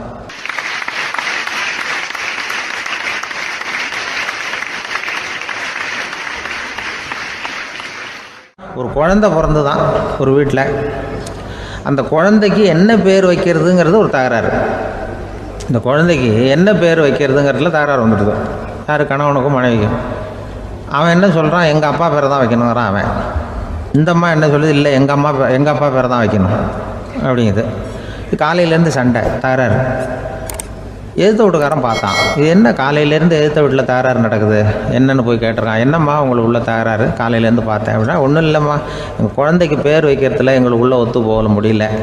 நான் எங்கள் அப்பா பேரை வைக்கணுங்கிறேன், அந்த அம்மா அவங்க அப்பா பேரை வைக்கணுங்குது. அதுதான் எங்களால் குடும்பத்தில் ஒரு நிம்மதி இல்லாமல் இருக்கிறோம், தகராறு பண்ணிகிட்ருக்கோம் அப்படின்னு நானா. அப்போ எதிர்த்த வீட்டுக்காரன் சொல்லியிருக்கான், எதிர்த்த வீட்டுக்காரன்னு நான் எதுக்கு இருக்கிறேன், நான் பஞ்சாயத்து பண்ணி வைக்கிறேன். உங்களுக்குள்ளே என்ன இது பேர் தானே வைக்கணும். ஏன்ப்பா உங்கள் அப்பா பேர் என்ன அப்படின்னு அவனை கேட்டிருக்கான். எங்கள் அப்பா பேர் சீனிவாசன் அப்படின்ட்டுருக்கான். இந்த அம்மாவை உங்கள் அப்பா பேர் என்னம்மா, கிருஷ்ணன் அப்படின்னு சொல்லி இவன் யோசித்து பார்த்தான். குழந்தைக்கு சீனிவாச கோபாலகிருஷ்ணன்னு பேர் வைங்க போங்க அப்படின்ட்டு போயிட்டான். ஏற்ற விட்டுக்கு தீர்த்து வச்சுட்டு போயிட்டான். போனதுக்கப்புறம் இவங்க 2 பேரும் பேசிக்கிட்டாங்க. சரி, இந்த சீனிவாசன் சரி, கிருஷ்ணன் சரி, நடுவில் கோபாலம் யார் அப்படின்னு சொல்லி அவனை போய் இழுத்துட்டு வந்தான். எழுத்து வீட்டில் போய் அது யாரா, அது இங்கே வா, அது யாரா கோபாலன், அது எங்கள் அப்பா பேர், நீ அதை மட்டும் எதுக்கு விட்டு வைக்கிற, அதையும் சேர்த்து வச்சுட்டு போடான்னு. அதாவது குடும்பத்தில் ஒரு கணவனும் மனைவியும் ஒரு சின்ன விஷயத்தில் கூட ஒத்து போகலைன்னா இப்படி தான் ஏற்று வீட்டுக்காரன் பஞ்சாயத்துக்கு வருவான். கோபாலன்னு குறுக்க வருவான் ஒருத்தன். அப்படி அந்த அனுசரிப்புங்கிறது குடும்பத்தில் ரொம்ப அவசியம்.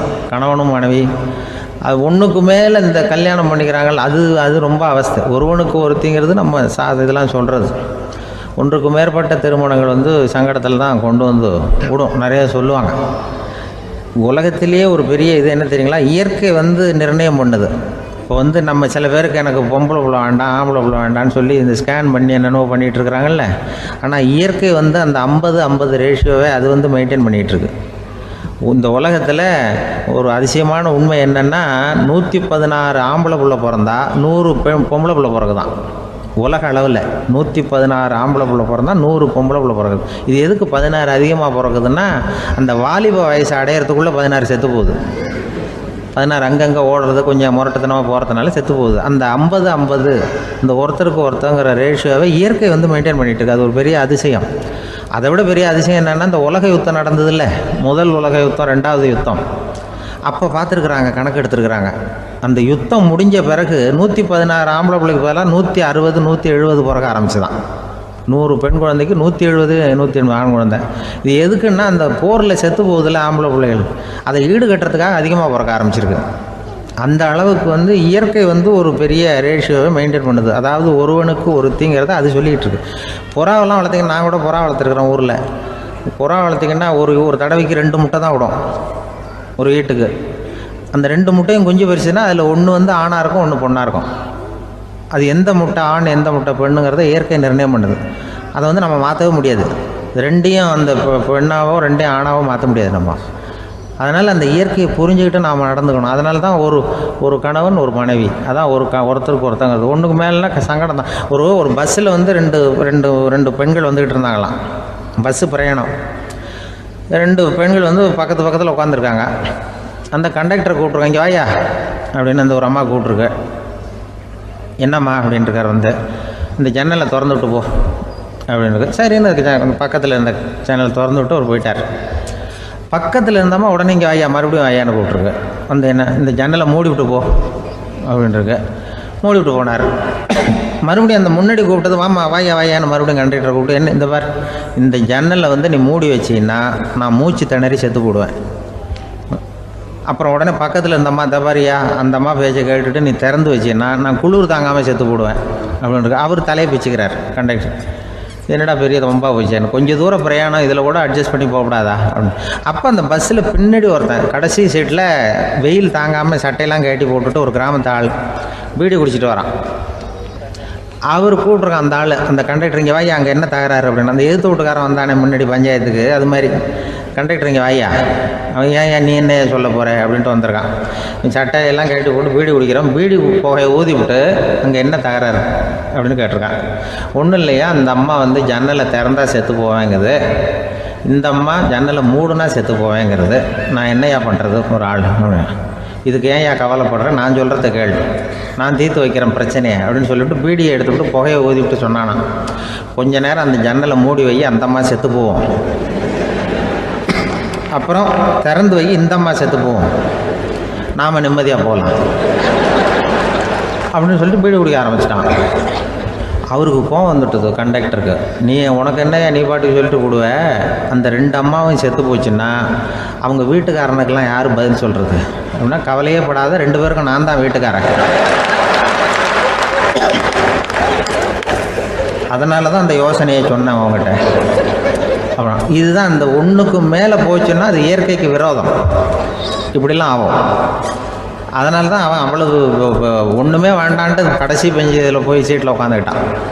அப்படி அது இயற்கையை புரிஞ்சுக்கிட்டு வாழணுங்கிறது முக்கியம். குடும்பத்தில் கணவனுடைய பங்கு என்ன, மனைவியினுடைய பங்கு, குழந்தை குட்டிகள்லாம் சொல்லுவாங்க. அப்படி இருக்கணும். கணவன்கிறவனுக்கு நிறைய சகிப்புத்தன்மை தேவைப்படுது.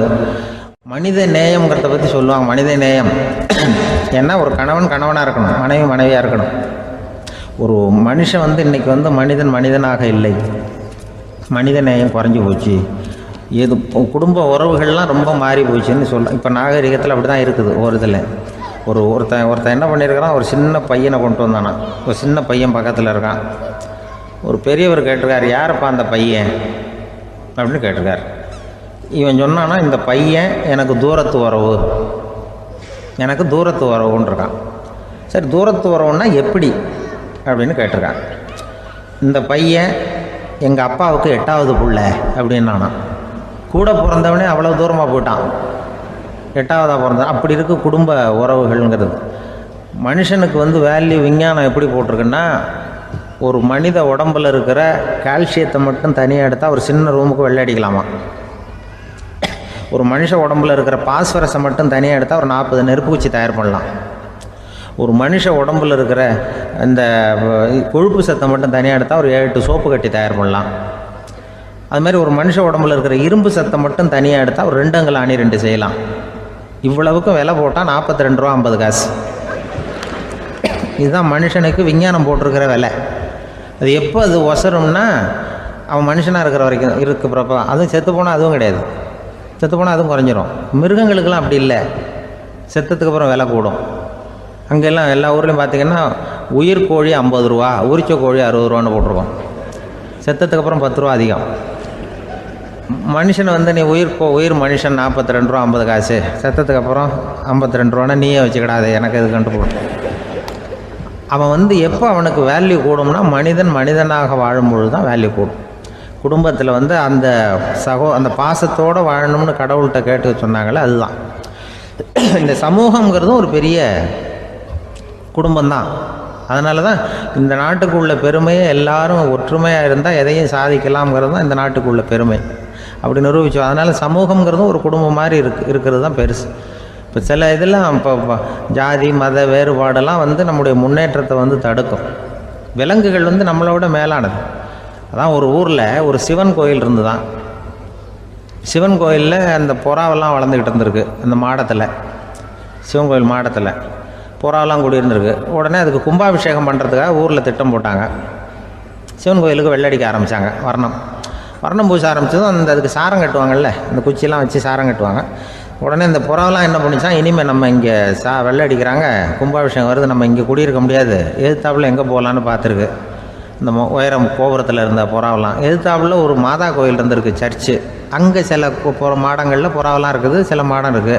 உடனே நம்மளாம் அங்கே போயிடும் கொஞ்சம் காலத்துக்குன்னு எல்லாம் புறப்பட்டு இந்த மாதா கோயிலுக்கு போயிடுது. அங்கே போனால் அங்கே இருக்கிற புறாவோடு சேர்ந்து இதுவும் குடியிருந்துகிட்ருக்கு. கொஞ்ச நாள் என்னாச்சு, அங்கே கிறிஸ்மஸ் வந்துவிட்டுது. கிறிஸ்மஸ் வந்ததும் சரி இங்கேயும் வெள்ளடிக்க ஆரம்பிக்கிறாங்க. நம்ம மறுபடியும் எங்கடா போகிறதுன்னு பார்த்தா அங்கே இருக்கிற புறாவோட சேர்ந்து இதுவும் சேர்ந்து நேராக ஒரு பள்ளிவாசல் இருந்தது. எதுக்கு அங்கே இருக்கிற மாடத்தில் போய் அங்கே குடியேறிட்டுது எல்லாம். அங்கே போனால் அங்கே ரமலான் மாதம் வந்து ரம்ஜானுக்காக அதையும் புதுப்பிக்க ஆரம்பித்தாங்க. இது என்ன பண்ணுறதுன்னு சொல்லி இந்த 3 செட்டு புறாவும் சேர்ந்து என்ன பண்ணிச்சு, எங்கே போகலான்னு பார்த்தா மறுபடியும் அதுக்குள்ளே இந்த சிவன் கோயிலில் கும்பாபிஷேகம் முடிஞ்சிருக்கு. அங்கே போடுவோம் எல்லாருன்னு சொல்லி எல்லா புறாவும் அந்த சிவன் கோயிலுக்கு வந்துட்டுது. அங்கே போய் மாடத்தில் அதை குடியிருந்துட்டுது.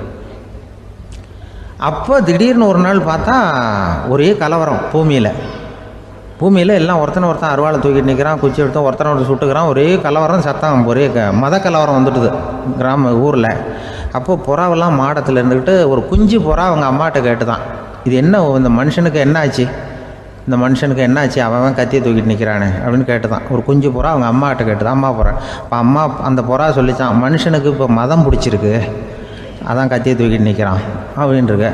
இப்போ நமக்கெல்லாம் பிடிக்கலையே அப்படின்னு தான்.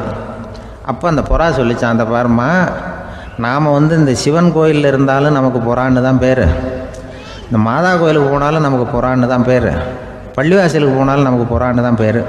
அந்த மனுஷன் அப்படி இல்லை. அவன் இங்கே இருக்கிற வரைக்கும் இந்துன்னு சொல்லுவான், அங்கே மாதா கோயில் இருந்தான்னா கிறிஸ்தவன்னு சொல்லுவான், பள்ளிவாசலில் இருந்தான்னா முஸ்லீம்னு சொல்லுவான். அப்போ குஞ்சு புறா அது என்ன இப்படி பண்ணுறாங்க மனுஷங்க, இப்போ அவங்கள விட நம்ம வசதி போல் இருக்க, நம்ம தேவலாம் போல் இருக்க அப்படின்னு தான் அந்த குஞ்சு புறா. அப்போ அந்த தாய் புறா சொல்லித்தான், உண்மைதான், அதனால தான் நம்ம மேலான இடத்துல இருக்கிறோம், அவன் கீழே நிற்கிறான் என்னமோ அப்படின்னு சொல்லித்தான். இதுதான் அந்த குடும்பம்ங்கிறது, சமுதாயம்ங்கிறது ஒரு பெரிய குடும்பம். அது இந்த புறாக்கிட்டேருந்து மனுஷன் கற்றுக்க வேண்டியிருக்கு. அப்படி இருக்குது இன்றைக்கி மனுஷனுடைய நிலைமை. அதை வந்து புரிஞ்சுக்கணும். அப்படி தான் ஒவ்வொரு இதுலேயும் நாம் வந்து நடந்து கொள்ள வேண்டியிருக்குது. மிருகங்கள்டேருந்து கற்றுக்கிற வாய்ப்பெல்லாம் இருக்குது. அப்படி சொல்லுவாங்க. இதில் ஒரு பெரிய நீதிபதி இருந்தார் சென்னையில், உண்மையாக நடந்தது. சென்னையில் ரொம்ப காலத்துக்கு முன்னாடி காந்தி இருந்த காலத்தில் சென்னையில் ஒரு நீதிபதி, அவர் ஒரு நாள் கோர்ட்லாம் விட்டு ரொம்ப கஷ்டப்பட்டு ராத்திரி சும்மா போய் உடனே வீட்டுக்கு வரல, கோர்ட்டினுடைய நடவடிக்கை முடிஞ்சு வீட்டுக்கு வராமல் போய் எங்கெங்கேயோ போய் சுற்றிவிட்டு அந்த நண்பர்களோடு அப்படி உல்லாசமாக அப்படி கொண்டாடிவிட்டு நடுராத்திரிக்கு வந்திருக்கிறாரு வீட்டுக்கு 1 மணிக்கு. அப்போ அந்த வயசான அம்மா வாசல்லையே காத்துக்கிட்டு இருக்கு. உள்ளே போச்சு நீதிபதி இன்னும் வந்து சேரலேன்னு வாசல்லையே நின்றுட்டு இருந்துதான். அப்போ அது வந்த உடனே பலார்னு அரைஞ்சி விட்டாங்களாம் அந்த அம்மா. ஏன்டா அவ்வளோ தூரம் எங்கே போனேன், என்ன தான் நீதிபதியாக இருந்தாலும் அவங்களுக்கு உள்ள தானே, பலார்னு அரைஞ்சி விட்டாங்க. உடனே அவர் கலங்கி போய் அழுதாராம். அழுதாராம். மறுநாள் கேட்டிருக்காங்க அந்த பக்கத்தில் இருந்தவங்க, ஏன் நீ வந்து பெரிய நீதிபதி, பெரிய பதவியில் இருக்க, அதனால் உன்னை உங்கள் அம்மா அடிச்சிட்டாங்கன்னு அழுதியா அப்படின்னு கேட்டாங்களாம். அப்போ அவர் சொன்னாராம் நீதிபதி, இல்லை நான் வந்து இது மாதிரி எங்கள் அம்மாக்கிட்ட அடிக்கடி அடி வாங்குவேன், எப்போதும் அவங்க அடிக்கிற அடி பலமாக விழும், இப்போ அவங்க அடித்தது எனக்கு வலிக்கவே இல்லை, அந்த அளவுக்கு அவங்களுக்கு வயசாகிட்டுதே, பலம் குறைஞ்சிட்டுதேன்னு நினச்சி அழுதேன் அப்படின்னு இருக்காராம். அதுதான் புள்ள அம்மா பேரில் உள்ள பாசங்கிறது. இதே போல் நான் சொன்னது மாதிரி முன்னாடி இவர் ஒரு இறைநேச செல்வர் ஒருத்தர் இருந்தார். ஒரு அம்மா வந்து எனக்கு அப்பா தண்ணி கொடுப்பா அப்படின்றது படுக்கையில் இருந்த அம்மா. இவர் ஏதோ படிச்சுக்கிட்டு இருந்தவர், ஒரு சின்ன இளைஞர் உடனே ஓடி போய் ஒரு குவளையில் தண்ணி எடுத்துகிட்டு போய் அம்மாவுக்கு முன்னாடி நிற்கிறார். முன்ன அந்த அம்மா அதுக்குள்ளே தூங்கி போச்சு. இவர் அந்த தண்ணியை வச்சுக்கிட்டு அவர் பாட்டு நிற்கிறார். விடிஞ்சு போச்சு. விடிகிற சமயத்தில் அந்த அம்மா முடிச்சு பார்க்குது, பையன் தண்ணியோட கையில் வச்சுட்டு நிற்கிறார். ஏம்மா என்னப்பா நீ ராத்திரி பூரா தண்ணியோடு நின்றுட்டு இருக்கிறியா எனக்கா அப்படின்னு. அப்பா அவர் சொன்னாராம், ஆமாம்மா ராத்திரி தண்ணி தாகமாக இருக்குன்னு கேட்டிங்க, உடனே தண்ணி கொண்டு வந்துட்டேன், ஓடி வந்து பார்க்கும்பொழுது நீங்கள் தூங்கிக்கிட்டு இருந்தீங்க, தூங்கிட்டு இருக்கும்பொழுது உங்களை எழுப்ப வேண்டாம், தூக்கத்தை கெடுக்க வேண்டாம்னு நான் நினச்சேன், அதனால் எழுப்பலை. தூக்கம் முழிக்கிற சமயத்தில் உடனே தாகமாக இருக்கும், தண்ணி குடிக்கணும்னு ஆசைப்படுவீங்க, அதனால் தண்ணியை பக்கத்துலேயே வச்சுட்டு நிற்கிறேன் அப்படின்னு அந்த இளைஞர் சொன்னாராம். அப்படியே கட்டி பிடிச்சிட்டு நீ பிற்காலத்தில் பெரிய அறிஞராக வருவேன்னு சொல்லி அந்த அம்மா வரணும்னு சொல்லி இறைவனை வேண்டாங்களாம். அவர் தான் இஸ்லாமிய மார்க்கத்தில், தீன் மார்க்கத்தில் பெரிய ஆளானது. அதாவது ஷர்புதீன் யாஹ்யான்னு ஒருத்தர், அவர் பெரிய இஸ்லாமிய பேரறிஞராக வந்தார். இப்படி அம்மா பேரில் பாசமாக உள்ளவங்களாம் இருந்தாங்க நிறையா. அப்படி அந்த குடும்பத்தில் வந்து அந்த பாசம் நேசம் எவ்வளவு இருக்கோ அவ்வளவுக்கு அவர்கள் உயர்வார்கள்ங்கிறது தான் நம்முடைய பெரிய இதெல்லாம் பெரியவங்கள்லாம் சொல்லியிருக்கிறது அதுதான். அதனால தான் அந்த கணவனுடைய பங்கு என்ன, மனைவியினுடைய பங்கு என்ன, பிள்ளைகளுடைய பங்கு என்னங்கிறத பற்றி ரொம்ப விவரமாக சொல்கிறதுக்காக தான் அதை பற்றி நாம் சிந்திக்க வேண்டிய நேரம் இதுங்கிறதுனால தான். கணவனுக்கு வந்து இது வந்துடக்கூடாது, அதாவது கோபம் வரக்கூடாது, நிதானம் வேணும் அப்படின்லாம் சொல்லுவாங்க. நிதானம், கணவன் வந்து கோபப்படக்கூடாதுமா. அதுக்கு நாங்கள் மனுஷனுக்கு சினம் தவிர்த்தல்னு பயிற்சியெல்லாம் கொடுக்குறாங்க. இப்போது மனுஷன் கோபப்படாமல் இருக்கணும், போகணும் வரணும்னு அதுக்கு சொல்லுவோம் நாங்கள். சும்மா கதை ரூபமாக சொல்கிறது. அங்கே வேதாத்திரி மகரிஷின்னு இருக்கார், அவர் இதில் வந்து சினம் தவிர்த்தல்னு பயிற்சியை கொடுப்பாங்க. குடும்ப தலைவர்கள் பெரியவங்கள்லாம் வந்து அந்த பயிற்சியை எடுத்துக்கணும். என்னை கூப்பிட்டாங்க ஒரு தரம், சினம் தவிர்த்தல்னு ஒரு பயிற்சி கொடுக்குறோம், அதில் நீ வந்து பேசுன்னாங்க. நான் சொன்னேன், நான் பயிற்சிக்கு வேணா வரேன், என்னை பேச வேண்டாம் சார், நான் வந்து பயிற்சியை கற்றுக்கிறேன்னு. இல்லை நீ அதெல்லாம் பயிற்சி நாங்கள் கொடுக்குறோம், நீ உனக்கு என்ன தெரியுமோ சொல்லு, மனுஷன் கோவப்படாமல் இருக்கணும், அதுக்கு ஏதாவது வழி சொல்லிட்டு போ அப்படின்னு கூப்பிட்டாங்க. சரின்ட்டு போனேன். போய் அங்கே போய் நான் சொன்னேன், இது மாதிரி எனக்கு தெரிஞ்சது ஒரு கதை மாதிரி சொன்னேன்.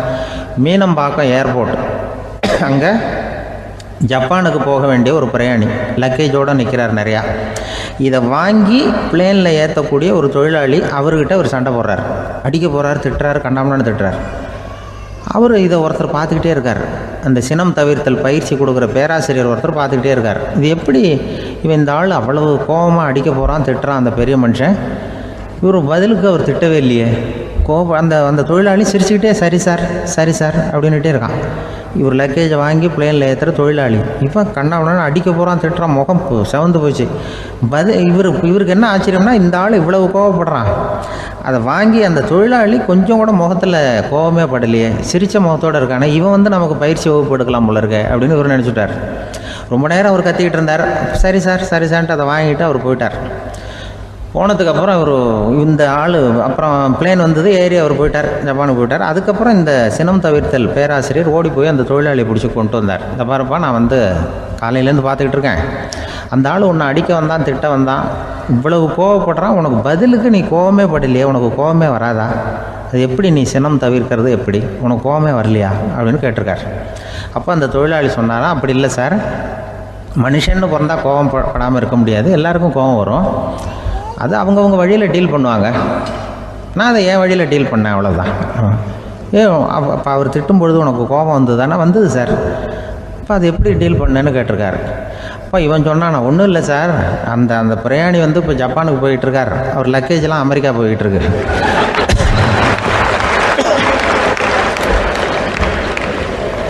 இதுக்கு நாம் எதுக்கு சார் அனாவசியமாக அவன்கிட்ட போய் சண்டை போட்டுக்கிட்டேன், அப்படி மாற்றி ஏற்றி விட்டா அவன் போய் பார்த்துக்கிறான் எங்கேயாவது. அதுதான் நான் சினம் தவிர்க்கிற வழி அப்படின்னு சொன்னாரான். உடனே இதை தான் எனக்கு தெரிஞ்சது கோபம் வராமல் இருக்கிறதுன்னு அங்கே பேசினேன் அந்த கூட்டத்தில். அதுக்கப்புறம் இன்ன வரைக்கும் அவங்க கூப்பிடுறதே இல்லை என்ன. ஏன்னா நாங்கள் முறையாக ஒருத்தன் கோவப்படாமல் இருக்கிறதுக்கு என்ன வழின்னு சொல்லி கொடுத்துட்ருக்குறோம். நீ இப்படி பண்ணுறியப்பா அப்படின்னு சொல்லி பிள்ளைகளை பற்றி சொல்லுவாங்க. இப்போ ராமர் லட்சுமணர் கதை சொல்லுவாங்க. அதாவது ராமரும் பரதனும் பந்து விளையாடிக்கிட்டு இருந்தாங்களாம். சின்ன வயசில் பந்து விளையாடிக்கிட்டு இருந்தாங்களாம். உடனே ராமர் வந்தாராம். வந்து கோசலை அவங்க அம்மா கோசலை மடியில் சோர்ந்து போய் உட்காந்தாராம். சந்தோஷமாக உட்காந்துருக்காரு. அப்போ அந்த கோசலை அம்மா கேட்டாங்களாம், ஏன்ப்பா அப்படி இவ்வளவு சந்தோஷமாக இருக்கே, என்ன காரணம் அப்படின்னு கேட்டிருக்காரு. அப்படின்னு அந்த அம்மா கேட்டிருக்கு.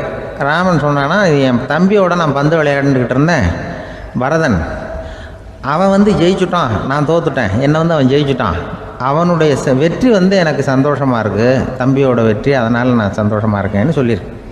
அந்த அம்மாவுக்கு ரொம்ப சந்தோஷம், தம்பி ஜெயிக்கிறாங்கிறத பற்றி அண்ணன் சந்தோஷப்படுறானே அப்படின்னு.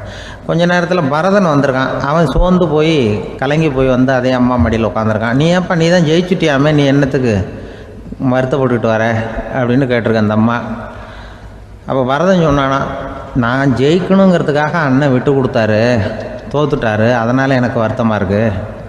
உண்மையில் அவர் தான் ஜெயிச்சிருக்க வேண்டியது, எனக்காக விட்டு கொடுத்தாரு அண்ணன், அதனால் நான் வருத்தப்படுறேன்னா. அப்போ அந்த அம்மா சொல்லிச்சான், இப்படி தான் தம்பியினுடைய வெற்றி அண்ணனை சந்தோஷப்படுத்துது, அண்ணனுடைய தோல்வி தம்பியை வருத்தப்பட வைக்குது, இப்படி தான் இருக்கணும் அண்ணன் தம்பின்னா, அப்படி தான் குடும்பத்தில் இருக்கணும்னு சொல்லி அந்த அம்மா சொன்னதாக சொல்லுவாங்க ராமாயண கதை. அதே போல் இப்போ இதில் வரும், நபிகள் நாயகத்தினுடைய பேரர்கள் பாத்திமாவனுடைய பிள்ளைகள் 2 பேர், ஹசன் ஹுசைன் 2 பேர் நபிகள் நாயகத்தினுடைய பேரன்மார்கள். அன்னை பாத்திமாவனுடைய குழந்தைகள். ஹசனும் ஹுசைனும் பேசிக்கிறதே இல்லையா கொஞ்ச நாள். இந்த அம்மாவுக்கு அதை பார்க்குறாங்க, ஏதோ அண்ணன் தம்பிக்குள்ளே ஏதோ தகராறு போல் இருக்கு, ஏன் பேசிக்க மாட்டேங்கிறாங்க அப்படின்னு சொல்லி அந்த பிள்ளைகளை கூப்பிட்டு வச்சு அந்த அம்மா புத்தி சொல்லிச்சான். இதை பாருப்பா, நீ அண்ணன் தம்பிக்குள்ளே இது மாதிரி இருக்கக்கூடாது, உங்கள் பாட்டனார் ஒரு புத்திமதி சொல்லியிருக்காரு, உனக்கு தெரியுமா, ஒரு முஸ்லீம் இன்னொரு முஸ்லீமோடு 3 நாட்களுக்கு மேல் பேசாமல் இருந்தால் அது அவனை கொலை செய்வதற்கு ஒப்பாகும் அப்படின்னு நபிகள் நாயகம் சொல்லியிருக்கார், தெரியுமா உனக்குன்னு அந்த அம்மா சொல்லிச்சான். அப்போ அந்த தம்பிக்காரர் சொன்னாராம், ஹுசைன் சொல்லியிருக்கார், அதுவும் எனக்கு தெரியும்.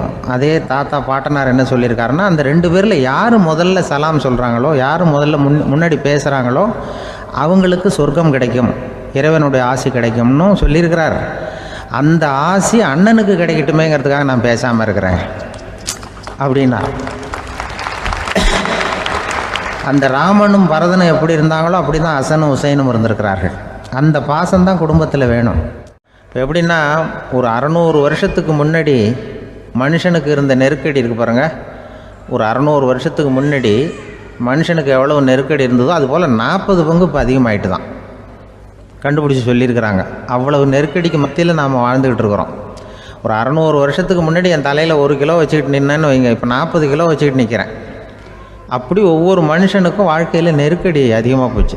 இப்போ இந்த நெருக்கடியில் முன்னாடிலாம் யாரோ ஒருத்தர் தான் தியானம் பண்ணுவாங்க.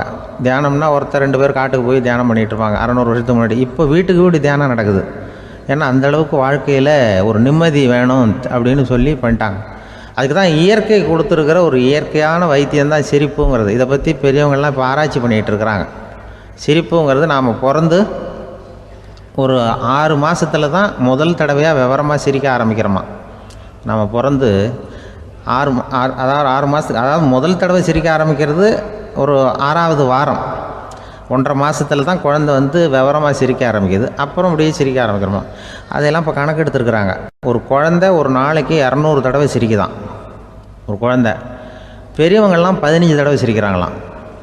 200 தடவை சிரிச்சுக்கிட்டு இருந்த நாம் அப்படியே குறைஞ்சி 15 ஆகிட்டு. அதனால தான் இருதய நோயெல்லாம் வருது, ஹார்ட் அட்டாக்லாம் வருதுன்னு கண்டுபிடிச்சிருக்கிறாங்க. 200 சிரிப்புக்கு அது இயல்புத்தன்மை, மனுஷனுடைய இயல்புத்தன்மை சிரிக்கிறது. அதுக்கு ஜோக்கே தேவைப்படாது. ஆனால் இப்போ காலங்காலமாக நாம் என்ன போதிக்கப்பட்டு வந்திருக்கிறோம்னா, சிரிப்புங்கிறது ஒரு பாவமான செயல். ஒரு முதலாளிக்கு முன்னாடி தொழிலாளி சிரித்தா மரியாதை குறைச்சல், ஒரு கணவனுக்கு முன்னாடி மனைவி சிரித்தா மரியாதை குறைச்சல், அது மாதிரி ஒரு வாத்தியாருக்கு முன்னாடி பையன் சிரித்தா மரியாதை குறைச்சல், ஒரு ஆஃபீஸருக்கு முன்னாடி பியூனு சிரித்தா மரியாதை குறைச்சல், இப்படின்னு சொல்லி சிரிப்புங்கிறது ஏதோ மரியாதை குறைவான செயல்னு காலங்காலமாக நாம் போதிக்கப்பட்டு வந்திருக்கிறோம். இப்போ மரபு ரீதியாகவே அந்த சிரிப்பு நம்மகிட்ட சிறைப்பட்டு தான், அடங்கி போச்சு. அந்த சிறைப்பட்டு இருக்கிற சிரிப்பை வெளியில் கொண்டு வர்றதுக்கு தான் ஜோக்குன்னு ஒரு சாவியை போட வேண்டியிருக்கு. வேறு இந்த ஜோக்குக்கும் சிரிப்புக்கும் சம்மந்தம் இல்லை. அதை ஏற்கனவே இருக்கிறத வெளில கொண்டு வரதுக்கு ஒரு சாவி மாதிரி உபயோகப்படுதுன்னு இப்போ அதை பற்றி ஆராய்ச்சி பண்ணுறவங்களாம் சொல்கிறாங்க. ஏன்னா சிரிப்புக்கு ஜோக்கு தேவைப்படாது. இப்போ ஒரு குழந்தை தொட்டிலில் படுத்துருக்குன்னு வைங்களேன், குழந்தை தொட்டிலில் இருக்குது, அது முகத்துக்கிட்ட போய் ஒரு கிளுகிழுப்பை ஆட்டுங்க சிரிக்கும். அந்த கிளுகிழுப்பை சத்தமே சிரிக்க வைக்கிறதுல அதுதான் மனுஷனுடைய இயல்புத்தன்மை. அது என்ன ஜோக்காது? சத்தம். ஒரு கிளுகிழுப்பையை கொண்டு போய் குழந்தை முகத்துக்கிட்ட ஆட்டினா சிரிக்குதே, அதுதான் இயல்புத்தன்மை. அதே கிளுகிழுப்பையை ஒரு தாத்தா மூஞ்சிக்கிட்ட ஆட்டுங்க, கோவம் வந்துடும், அடிக்க வருவார். என்னடா விளையாட்டு இது அப்படிம்பார். ஏன்னா அவர் சிரிச்சுக்கிட்டு இருந்தவர், அப்படி இருந்தவர் ஒரு காலத்தில். ஒரு கிளுகிழுப்பைக்கு சிரித்தவர் ஒரு காலத்தில் இப்போ கோவப்படுறாருன்னா அந்த அளவுக்கு நம்ம மாறி போயிட்டே வந்துக்கிட்டு இருக்கிறோம். அதனால் அந்த இயல்புத்தன்மை மாறாமல் இருக்கணுங்கிறது ரொம்ப முக்கியம். அதுக்காக எல்லோரையும் குழந்தையாக்க முடியாது. மனுஷன் எல்லோரும் இனிமேல் வயசுங்கிறது கூட ஆகிட்டே தான் இருக்கும். அதுக்காக குறைச்சிக்கிட்டே போக முடியாது. அதுக்கு யாராவது மருந்து கண்டுபிடிச்சாதான் உண்டு. ஆனால் ஒருத்தர் மருந்து கண்டுபிடிச்சாராம், சொல்லுவாங்க. ஒரு டாக்டர் ஒரு மாத்திரை கண்டுபிடிச்சாராம். ஒரு மாத்திரை சாப்பிட்டா ஒரு வயசு குறையும், ஒரு மாத்திரை சாப்பிட்டா ஒரு வயசு குறையும் அப்படின்னு ஒரு மாத்திரையை கண்டுபிடிச்சிருக்காரு. ஒரு பாட்டி அம்மா, 90 வயசு பாட்டி, அது போயிருக்கு. அதே டாக்டர்கிட்ட போய், ஐயா எனக்கு ஒரு பாட்டில் மாத்திரை கொடுங்க, இந்த வயசு குறையிற மாத்திரை அப்படின்றது. அவர் ஒரு பாட்டில் கொடுத்தார் மாத்திரை. பாரும்மா பாட்டியம்மா, ஒரு மாத்திரை சாப்பிட்டா ஒரு வயசு குறையும், எடுத்துகிட்டு போகணும்னு கொடுத்துருக்காரு டாக்டர். இந்த 90 வயசு பாட்டி எடுத்துகிட்டு வீட்டுக்கு வந்துட்டு மறுநாள் அதே டாக்டர்கிட்ட போயிருக்கு. 30 வயசு பொண்ணாக போச்சான். 30 வயசு பொண்ணாக மாறி அதே டாக்டர்கிட்ட போயிருக்கு. இடுப்பில் ஒரு கை குழந்தை, அது சட்டை கிட்ட போடாமல் கெட்டவரில் வாயில் வச்சுட்டு உட்காந்துருக்கு. நேராக டாக்டர்கிட்ட போய், டாக்டர் நேற்று வந்தேன், ஏதோ ஒரு மாத்திரை சாப்பிட்டா ஒரு வயசு குறையுன்னீங்க, நான் ஏதோ ஒரு ஆர்வத்தில் ஒரு 30-40 மாத்திரை சாப்பிட்டேன், இப்படி ஆகிட்டேன் அப்படின்னு. இப்போ டாக்டர் சொல்லியிருக்காரு, இதுக்கு ஏமா வருத்தப்படுற, எல்லோரும் வயசு குறையணும்னு தான் நினைக்கிறாங்க, உனக்கு வயசு குறைஞ்சிட்டுது, நீ சந்தோஷப்படு, இதுக்கே மறுபடியும் என்னகிட்ட வந்திருக்கிற அப்படின்னாரான் டாக்டர். அப்போ அந்த அம்மா சொல்லித்தான், என்னை பற்றி பரவாயில்ல டாக்டர், என் இடுப்பில் பாருங்கள் கை குழந்தை, இது சட்டை கிட்ட போடாமல் உட்காந்துருக்கு, கட்டவரில் வாயில் வச்சுட்டு உட்காந்துருக்கு, இது ரொம்ப ஆர்வத்தில் ஒரு 70 மாத்திரையை சாப்பிட்டு விட்டுது, இது என் வீட்டுக்காரரு. இவர் இடுப்பை விட்டு கீழே இறங்க மாட்டேங்கிறார். நான் எதையாவது கொடுத்து இனிமேதான் வயசை கூட்டி இறக்கி விடுவேன் டாக்டர் அப்படின்னு தான். அவர் ஏதோ நமக்கும் இதுக்கும் சம்மந்தம் இல்லைங்கிறது மாதிரி கட்டாரில் வச்சுட்டு அவர் பாட்டு உட்காந்துருக்கார். ஏதோ நமக்கு இந்த உலகமே இல்லை, நமக்கு சம்மந்தம் இல்லைங்கிற மாதிரி உட்காந்துருக்கார். இப்படியே நான் தூக்கிட்டு எங்கே அலையிறது இது அப்படின்னு தான். அதனால் வயசை குறைக்கிறது இயற்கைக்கு விரோதமாக நாம் பண்ண முடியாது. ஆனால் இந்த இயல்புத்தன்மை மாறாமல் வச்சுக்கலாம். குழந்தை மாதிரி மாற முடியாதே தவிர அந்த குழந்தை தன்மையோடு வாழறதுக்கு கற்றுக்கணும். அதுதான் வாழ்க்கையில் இன்பமாக வாழறதுக்கு வழி. குழந்தைத்தனமாக இருக்கக்கூடாது, குழந்தை தன்மையோடு இருக்கணும்னு சொல்லுவாங்க. குழந்தை தன்மைங்கிறது வேறு, குழந்தைத்தனம்ங்கிறது வேறு. அப்படி ஒரு மாத்திரை கண்டுபிடிச்சிட்டா இப்போ யாராவது ஒருத்தவங்க இடுப்பில் குழந்தைய தூக்கிட்டு போனால் போய் கேட்கணும், ஏம்மா இது ஏன் வீட்டுக்காரரா உன் குழந்தையா அப்படின்னு கேட்டு அதுக்கப்புறம் அவருக்கு வணக்கம் சொல்லணும். இப்படிலாம் ஆகிடும் நிலைமை. இயற்கையை நம்ம மாற்ற முடியாது, அதுக்கு தகுந்தாப்புல தான் நாம் பண்ணணும். குழந்தை தன்மையோடு வாழறதுக்கு குடும்பத்தில் குழந்தை தன்மைங்கிறது எப்படின்னா, இப்போ ஒரு சில பேருக்கு அந்த குழந்தைத்தன்மை உண்டு. ஒரு வீட்டில் ஒரு புள்ள படுத்துருக்கு, அம்மா எழுப்புறாங்க, காலேஜுக்கு நேரமாச்சு எழுந்திரிப்பா, காலேஜுக்கு நேரமாச்சு எழுந்திரிப்பா அப்படின்ட்டு. அந்த அம்மா அந்த புள்ளை சொல்லியிருக்கு, ஐயோ எனக்கு காலேஜுக்கு போகிறதுக்கு பிடிக்கலம்மா, என்னை தொந்தரவு பண்ணாத, காலேஜுக்கு போகிறதுக்கு எனக்கு பிடிக்கல அப்படின்னு தான். அப்போ அந்த அம்மா சொல்லியிருக்கு, ஏன் உனக்கு காலேஜுக்கு போகிறதுக்கு பிடிக்கல, கல்லூரிக்கு போகிறதுக்கு, அதுக்கு 2 காரணம் சொல்லு அப்படின்னுருக்க. அப்போ அந்த புள்ளை சொல்லிச்சான், ஏன் பிடிக்கலன்னா, கல்லூரியில் இருக்கிற வாத்தியாருக்கும் என்ன பிடிக்க மாட்டேங்குது, ஆசிரியர்களுக்கும். 2வது காரணம், கல்லூரியில் படிக்கிற மாணவர்களுக்கும் என்ன பிடிக்கல, அதனால் நான் காலேஜுக்கு போக மாட்டேன்ற குழந்தை இந்த புள்ள சொல்லியிருக்கு. அம்மா அப்படிலாம் நீ இதுக்காக போகாமல் இருக்கக்கூடாது, நீ போய் தான் ஆகணும் அப்படின்னு பிடிவாதமாக அந்த அம்மா பிள்ளைய எழுப்புனாங்களாம். சரி, நான் எதுக்கு காலேஜ் போகணும்னு சொல்கிறேன், அதுக்கு நீ 2 காரணம் சொல்லு அப்படின்னு தான் அந்த புள்ள. அப்போ அந்த அம்மா சொன்னாங்களாம், நீ ஏன் காலேஜுக்கு போகணும்னா, முதல் காரணம் உனக்கு வயசு 52, 2வது காரணம் நீ தான் பிரின்சிபால் அப்படின்னு தான். என்ன இருந்தாலும் அவங்க அம்மாவுக்கு அது புள்ள தானே, அதுதான் குழந்தைத்தன்மைங்கிறது. 52 வயசுலேயும் குழந்தைத்தன்மையோடு இருக்கார் பாருங்கள், அதுதான் அந்த குழந்தைத்தன்மையோடு வாழறது தான் வெற்றிக்கு வழின்னு சொல்லுவாங்க. ஒரு அம்மா சொல்லுது, அதாவது கணவன் மனைவியாக இருந்துட்டு அப்புறம் விவாகரத்து வாங்கிக்கிட்டு அதுக்கப்புறம் அந்த அம்மா பேசுகிறத நேற்று தொலைக்காட்சியில் போட்டாங்க. அது என்ன சொல்லுதுன்னா, நாங்கள் கணவனும் மனைவியாக இருக்கிறப்போ எங்களுக்குள்ளே சண்டை வந்துக்கிட்டு இருந்தது, இப்போ விவாகரத்து வாங்கிட்டு இப்போ நண்பர்களாக இருக்கிறோம், இப்போ சண்டையே வர்றதில்லை எங்களுக்குள்ளே அப்படி பாருங்கள், கணவன் மனைவியாக இருந்தப்போ சண்டை வந்து தான் விவாகரத்து வாங்கினது மறுபடியும் நாங்கள் நல்லபடியாக தான் இருக்கிறோம், ஒன்றும் எங்களுக்கு சண்டை வரல. அப்படி இருக்குது இப்போ காலம் போய்கிட்டு இருக்கு. நேற்று அப்படி ஒரு இது என் கூட வேலை பார்க்குறப்போ ஒரு அம்மா இருந்தாங்க. அவங்க எப்போதும் அவங்க வீட்டுக்காரர் படத்தையே வச்சுருப்பாங்க, கையில் பத்திரமா வச்சுருப்பாங்க. அவ்வளவு மரியாதை மதிப்புன்னு சொல்லி நாங்கள்லாம் அவங்கள பெருசாக நினைப்போம். இது எதுக்கும்மா அவங்க வீட்டுக்காரர் படத்தை பத்திரமா இல்லை கையிலேயே வச்சுருக்கீங்களே, ஆஃபீஸுக்கெல்லாம் எடுத்துகிட்டு வந்து வச்சு அடிக்கடி எடுத்து பார்த்துக்குவாங்க. அவ்வளவு பிரியமாக அவங்க வீட்டுக்காரர் இல்லை. ஆமாம், எனக்கு வந்து ஏதாவது பிரச்சனை வந்துவிடுதுன்னா உடனே எங்கள் வீட்டுக்காரர் படத்தை எடுத்து பார்ப்பேன். பரவாயில்லையே இப்படி ஒரு இதாக. ஆமாம், இதை பார்த்துட்டு நினச்சிக்குவேன், இதை விட பிரச்சனை வேறு என்ன இருந்துட போகுது உலகத்தில் அப்படின்னு நினச்சிக்குவேன். உடனே எனக்கு எல்லாம் போயிடும் அப்படின்ட்டு தான். அப்படி ஒரு அம்மா இருந்தாங்க, இப்போவும் இருக்காங்க, வேலை பார்த்துக்கிட்டு இருக்காங்க. அப்படிலாம் இங்கே இருக்கிற தாய்மார்கள் பெண்கள் யாராவது அப்படி கூட பண்ணலாம். எப்போதுமே உங்கள் வீட்டுக்காரர் படத்தை கையில் வச்சுக்கோங்க. அது ஒரு யோசனை, குடும்பம் குதூகலமாக இருக்கிறதுக்கு அது ஒரு யோசனை. அதே மாதிரி இவங்களும் அவங்க படத்தை வச்சுக்கலாம், வச்சுக்கிட்டு பிரச்சனை வரும்பொழுது பார்த்துக்கணும். இதை விட நமக்கு என்ன வந்துட போகுது பெருசாக அப்படி தான் இருக்கணும். குடும்பம் வந்து நல்லபடியாக இருக்கணும்னா அதுக்கு இப்போ சொல்லுவாங்க, கடவுளே வந்து ஒரு வீட்டு கணவன் வீட்டு தலைவர் கனவுல வந்தாராம். கடவுள் வந்து இது மாதிரி உன்னை விட்டுட்டு உங்கள் குடும்பத்தை உன்னையெல்லாம் விட்டுட்டு போக போகிறேன்னா, அதனால் ஏதாவது வர வேணும்னா கேட்டு போய் வாங்கிக்கோ அப்படின்னு கடவுள் சொன்னாராம் அந்த குடும்ப தலைவர்கிட்ட. அவருக்கு என்ன கேட்குறதுன்னு புரியல. கடவுள் வந்து விட்டுட்டு போகிறேங்கிறாரு, ஏதாவது வரம் கேட்டுக்கோ அப்படின்னு நம்ம என்ன பண்ணுறது, என்ன கேட்குறதுன்னு ஒன்றும் புரியல. குழம்பிக்கிட்டு இருந்தான் அந்த ஆள் கனவில். இப்போ கடவுள் சொன்னாராம், சரி நீ ரொம்ப குழப்பமாக இருக்க, நாளைக்கு மறுபடியும் உன் கனவில் வரேன், அதுக்குள்ளே நீ முடிவு பண்ணி வை, உனக்கு என்ன வரம் வேணுமோ கேட்டு வாங்கிக்கோ, உனக்கு வரம் கொடுத்துட்டு நான் போயிடுறேன், உன்னை விட்டுட்டு போகிறதா நான் முடிவு பண்ணிட்டேன் அப்படின்ட்டுருக்காரு கடவுள். சரி ஒரு நாள் அவகாசம் கொடுங்க, நாளைக்கு நான் அதுக்குள்ளே முடிவு பண்ணி வைக்கிறேன்ட்டு அவர் வந்தார். மறுநாள் முழிச்சுக்கிட்டார். முழிச்சுக்கிட்டு மனைவி மகன் மக்கள் எல்லோரையும் கூப்பிட்டார், குடும்பத்தில் எல்லாரையும். இப்படி வாங்க, இது மாதிரி நேற்று கனவுல வந்தார் கடவுள், நம்மளை விட்டுட்டு போக போகிறாராம், என்ன வரம் வேணும்னு கேட்டு வாங்கிங்கோ அப்படின்னு போய் சொல்லிட்டார். என்ன கேட்குறதுன்னா அப்படின்னு அந்த கணவன் கேட்குறான்.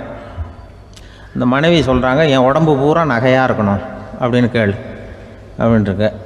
அதுக்குள்ளே அந்த ஒரு பொண்ணு ஓடி வந்து, அப்படிலாம் கேட்காதப்பா கடவுள்கிட்ட, இப்போ இருக்கிற சொத்து எவ்வளோ இருக்கோ அதுபோல் இன்னொரு பங்கு வேணும்னு கேள் அப்படின்னு. அந்த பையன் வந்து அவன் வேறு சொன்னான், அவன் அது நமக்கு வந்து இது போல் ஒரு 10 பங்காவது வேணும், 2 பங்களா கார் வேணும் அப்படின்னு அவன் ஒரு லிஸ்ட்டை கொடுத்தான். இவர் என்ன கேட்குறதுன்னு முடிவு பண்ணுறதுக்குள்ள அங்கே வேலை செய்கிற அம்மா, ஒரு வயசான அம்மா வந்திருக்கு, வேலை செய்கிற அம்மா. அது வந்து சொல்லிச்சான் இவர்கிட்ட, தப்பாரு கடவுள்கிட்ட அப்படிலாம் கேட்காதப்பா, நாளைக்கு வரும்பொழுது என்ன வர வேணும்னா எங்கள் குடும்பத்தில் எல்லாரும் அன்பாக இருக்கணும் பாசமாக இருக்கணும்னு கேட்டு வாங்கிக்கோ, வரத்தை அன்பு பாசம் குடும்பத்தில் எப்போதும் நிலவணும்னு கேட்டு வாங்கிக்கோ, வேற எல்லாம் நம்ம பார்த்துக்கலான்னு அந்த பெரியம்மா சொல்லிச்சான். மறுநாள் அதேமாதிரி படுத்து தூங்கினார். கடவுள் கனவுல வந்தார். வந்து கேட்கும்பொழுது இவர் சொன்னாராம், ஐயா எனக்கு வந்து எங்கள் குடும்பத்தில் நாங்கள் கணவன் மனைவி புள்ள குட்டி எல்லாம் பாசமாக இருக்கணும் அன்பாக இருக்கணும், இதுதான் எங்களுக்கு வர வேணும் அப்படின்னு கேட்டாராம். இவர் கேட்டதும் கடவுள் வந்து தலையை சொரிய ஆரம்பிச்சிட்டாராம். ஏன் என்ன யோசிக்கிறீங்கன்னு கேட்டிருக்காரு. நீங்கள் அன்பாக பிரியமாக இருந்தீங்கன்னா அப்புறம் ஏன் நான் உங்களை விட்டுட்டு போக போகிறேன், நான் ஏற்கனவே இல்லைங்கிறதுனால தான் உங்களை விட்டு போகலாம்னு முடிவு பண்ணியிருந்தேன். இப்போ நீங்கள் ஏற்கனவே பாசமாக இருந்தீங்கன்னா நான் இனிமேல் போக மாட்டேன், அதனால் ஏன் முடிவும் மாற்றிக்க வேண்டியது தான், உங்கள் கூட தான் இருக்க போகிறேன்னாராம். இப்படி ஒரு கதை சொல்லுவாங்க. அதனால் ஒரு குடும்பத்தில் அந்தந்த உறவு முறைகள் சரியாக இருக்கிற வரைக்கும் எல்லாம் நல்லாயிருக்கும். அங்கே தான் இறைவன் வாழும் இல்லம்ங்கிறாங்களே, அதுதான் அதில் அந்த குடும்ப தலைவருங்கிறவர் கணவன் அப்படிங்கிறதுனால அவருக்கு தான் பொறுப்பு. அவருக்கு நிறைய சகிப்புத்தன்மை வேணும், கோபம் வரக்கூடாது, யார் என்ன சொன்னாலும் போகணும். சில கணவன்மார்கள் வந்து எது சொன்னாலும் மனைவி வந்து தட்டுறதில்லை. அங்கே போனால் போவாங்க, எதுக்கு போக சொல்கிறேன்னு கேட்குறதில்ல, போகிறது. இங்கே வான்னா வர்றது. திருவள்ளுவர் மனைவி இருந்தாருன்னு சொல்கிறாங்கல்ல, அது மாதிரி. அது எப்படின்னா ஒருத்தர் சொன்னார், அது அப்படி இல்லை, அதுக்கு ஒரு கதை சொன்னார். ஹிட்லர் வந்து வந்தாராம் ஒரு தடவை, ஒரு பெரிய கப்பல் மேலே, கப்பலுடைய மேல் தளத்தில் ஹிட்லர் வந்துக்கிட்டு இருக்கார். ஒரு இங்கிலீஷ் கேப்டன் எதிரில் நிற்கிறான். அவனுக்கு பெரிய ஆச்சரியம், இந்த ஆள் எப்படி இப்படி ஒரு தனி மனிதனாக இருந்துக்கிட்டு உலகத்தையே இப்படி இந்த பாடுபடுத்துகிறார் அப்படின்னு சொல்லி, உன்னுடைய வெற்றிக்கு என்ன காரணம்னு கேட்டாராம் அந்த இங்கிலீஷ் கேப்டன். இப்போ ஹிட்லர் சொன்னாராம், என்னுடைய வெற்றிக்கு காரணம் என்கிட்ட வேலை செய்கிற ஊழியர்கள், நான் கிழிச்ச கோட்டை தாண்ட மாட்டாங்க, நான் என்ன சொல்கிறேனோ அதை உடனே செய்வாங்க, ஏன் எதுக்குன்னு எதிர்த்து பேச மாட்டாங்க, அதுதான் என்னுடைய வெற்றிக்கு காரணம் அப்படின்னு சொல்லி அதை நிரூபித்து காட்டுறேன் பார் அப்படின்னு சொல்லி கையை தட்டினாராம் ஹிட்லர். உடனே ஒரு சிப்பாய் அங்கேருந்து வந்து லெஃப்ட் ரைட் போட்டு வந்து சல்யூட் பண்ணி நின்னான். உடனே ஹிட்லர் சொன்னார், நீ அப்படியே இந்த கப்பல் மேல் தளத்துலேருந்து அப்படி கடலில் விழுந்து செத்து போடா அப்படின்னா பொத்துன்னு குதிச்சுட்டான். எதுக்கு சொல்கிறேன் என்ன இதில், உடனே குதிச்சு செத்து போட்டான். இவருக்கு பெரிய ஆச்சரியம் கேப்டனுக்கு. ஹிட்லர் சொன்னார், இதுதான் என்னுடைய வெற்றி காரணம், தப்பார் இன்னொருத்தனை கூப்பிட்றேன் அப்படின்னு தட்டினா இந்த பக்கத்துலேருந்து ஒருத்தன் வந்தான், லெஃப்ட் ரைட் வந்து நின்னா, நீ இப்படி குதிச்சு செத்து போடா அப்படின்னு பொத்துன்னு குதிச்சிட்டான். எதுக்கு போக சொல்கிறீங்கன்னு ஒன்றுமே கேட்கல, குதினா உடனே குதிச்சிட்டான். அப்போ ஹிட்லர் சொன்னார், இதே மாதிரி என்னுடைய ஒவ்வொரு ஊழியர்களும் இருக்கிறாங்க, நானும் ஊழியர்களை இழக்கிறதுக்கு தயாராக இல்லை, தப்பாருக்கு தயாராக இருப்பேன் எப்போதும், தப்பார் இன்னொருத்தரம் தட்டுறேன்னு இன்னொருத்தர் வந்தார். எதிர்த்தாப்புலேருந்து ஒருத்தன் லெஃப்ட் ரைட் சல்யூட் அடித்தான். நீயும் குதிச்சு செத்து போடான்ருக்கார் ஹிட்லர். இவனால் பொறுக்க முடியல, இந்த இங்கிலீஷ் கேப்டன் அனாவசியமாக ஒவ்வொருத்தனாக குதிச்சுட்றானேன்னு சொல்லி ஓடி போய் அவனை குதிச்சிட்டான். குதிக்கிறதுக்கு முன்னாடி பிடிச்சி தனியாக எடுத்துகிட்டு போட்டான். தனியாக எடுத்துகிட்டு போய் அந்த சிப்பாய்கிட்ட கேட்டாரான் அந்த இங்கிலீஷ் கேப்டன், ஏன்ப்பா அந்த ஆள் குதிக்க சொல்கிறான்னா நீ ஏன் எதுக்குன்னு கேட்குறது இல்லையா, உடனே குதித்து செத்து போகிறீங்களே, இதெல்லாம் என்ன அநியாயம் அப்படின்ட்டுருக்கான் அந்த இங்கிலீஷ் கேப்டன் கையை பிடிச்சிக்கிட்டு. உடனே அந்த சிப்பாய்க்கு கோவம் வந்துட்டு தான், உடையா கையை, இவன்ட்ட வேலை பார்க்குறத விட உழுந்து செத்து போகலான்னு நான் குதிக்கிறான், என்ன அனாவசியமாக எதுக்கையாக இருக்க சொல்கிறேன் அப்படின்னு சொல்லி குதிச்சுட்டானா. அதனால் இந்த உடனே சொல்கிறத செய்கிறாங்க பாருங்கள், அவங்கள நம்பக்கூடாது. கணவன்மார்களுக்கு ஒரு எச்சரிக்கை, சொல்கிறத உடனே செஞ்சுருவாங்க மனைவி, நீ அங்கே போனால் போங்க வரணும் அது ஹிட்லர் மாதிரி நினைக்கிறாங்கன்னு அர்த்தம். இதுகிட்ட பேசிக்கிட்டு இருக்கிறத விட சொல்கிறத செஞ்சுட்டு போடுவோமே, அப்படி சமாளிக்கிற கணவன்மார்கள் உண்டு. குடும்பத்தில் அப்படிலாம் இருந்து சமாளிக்கிறாங்க.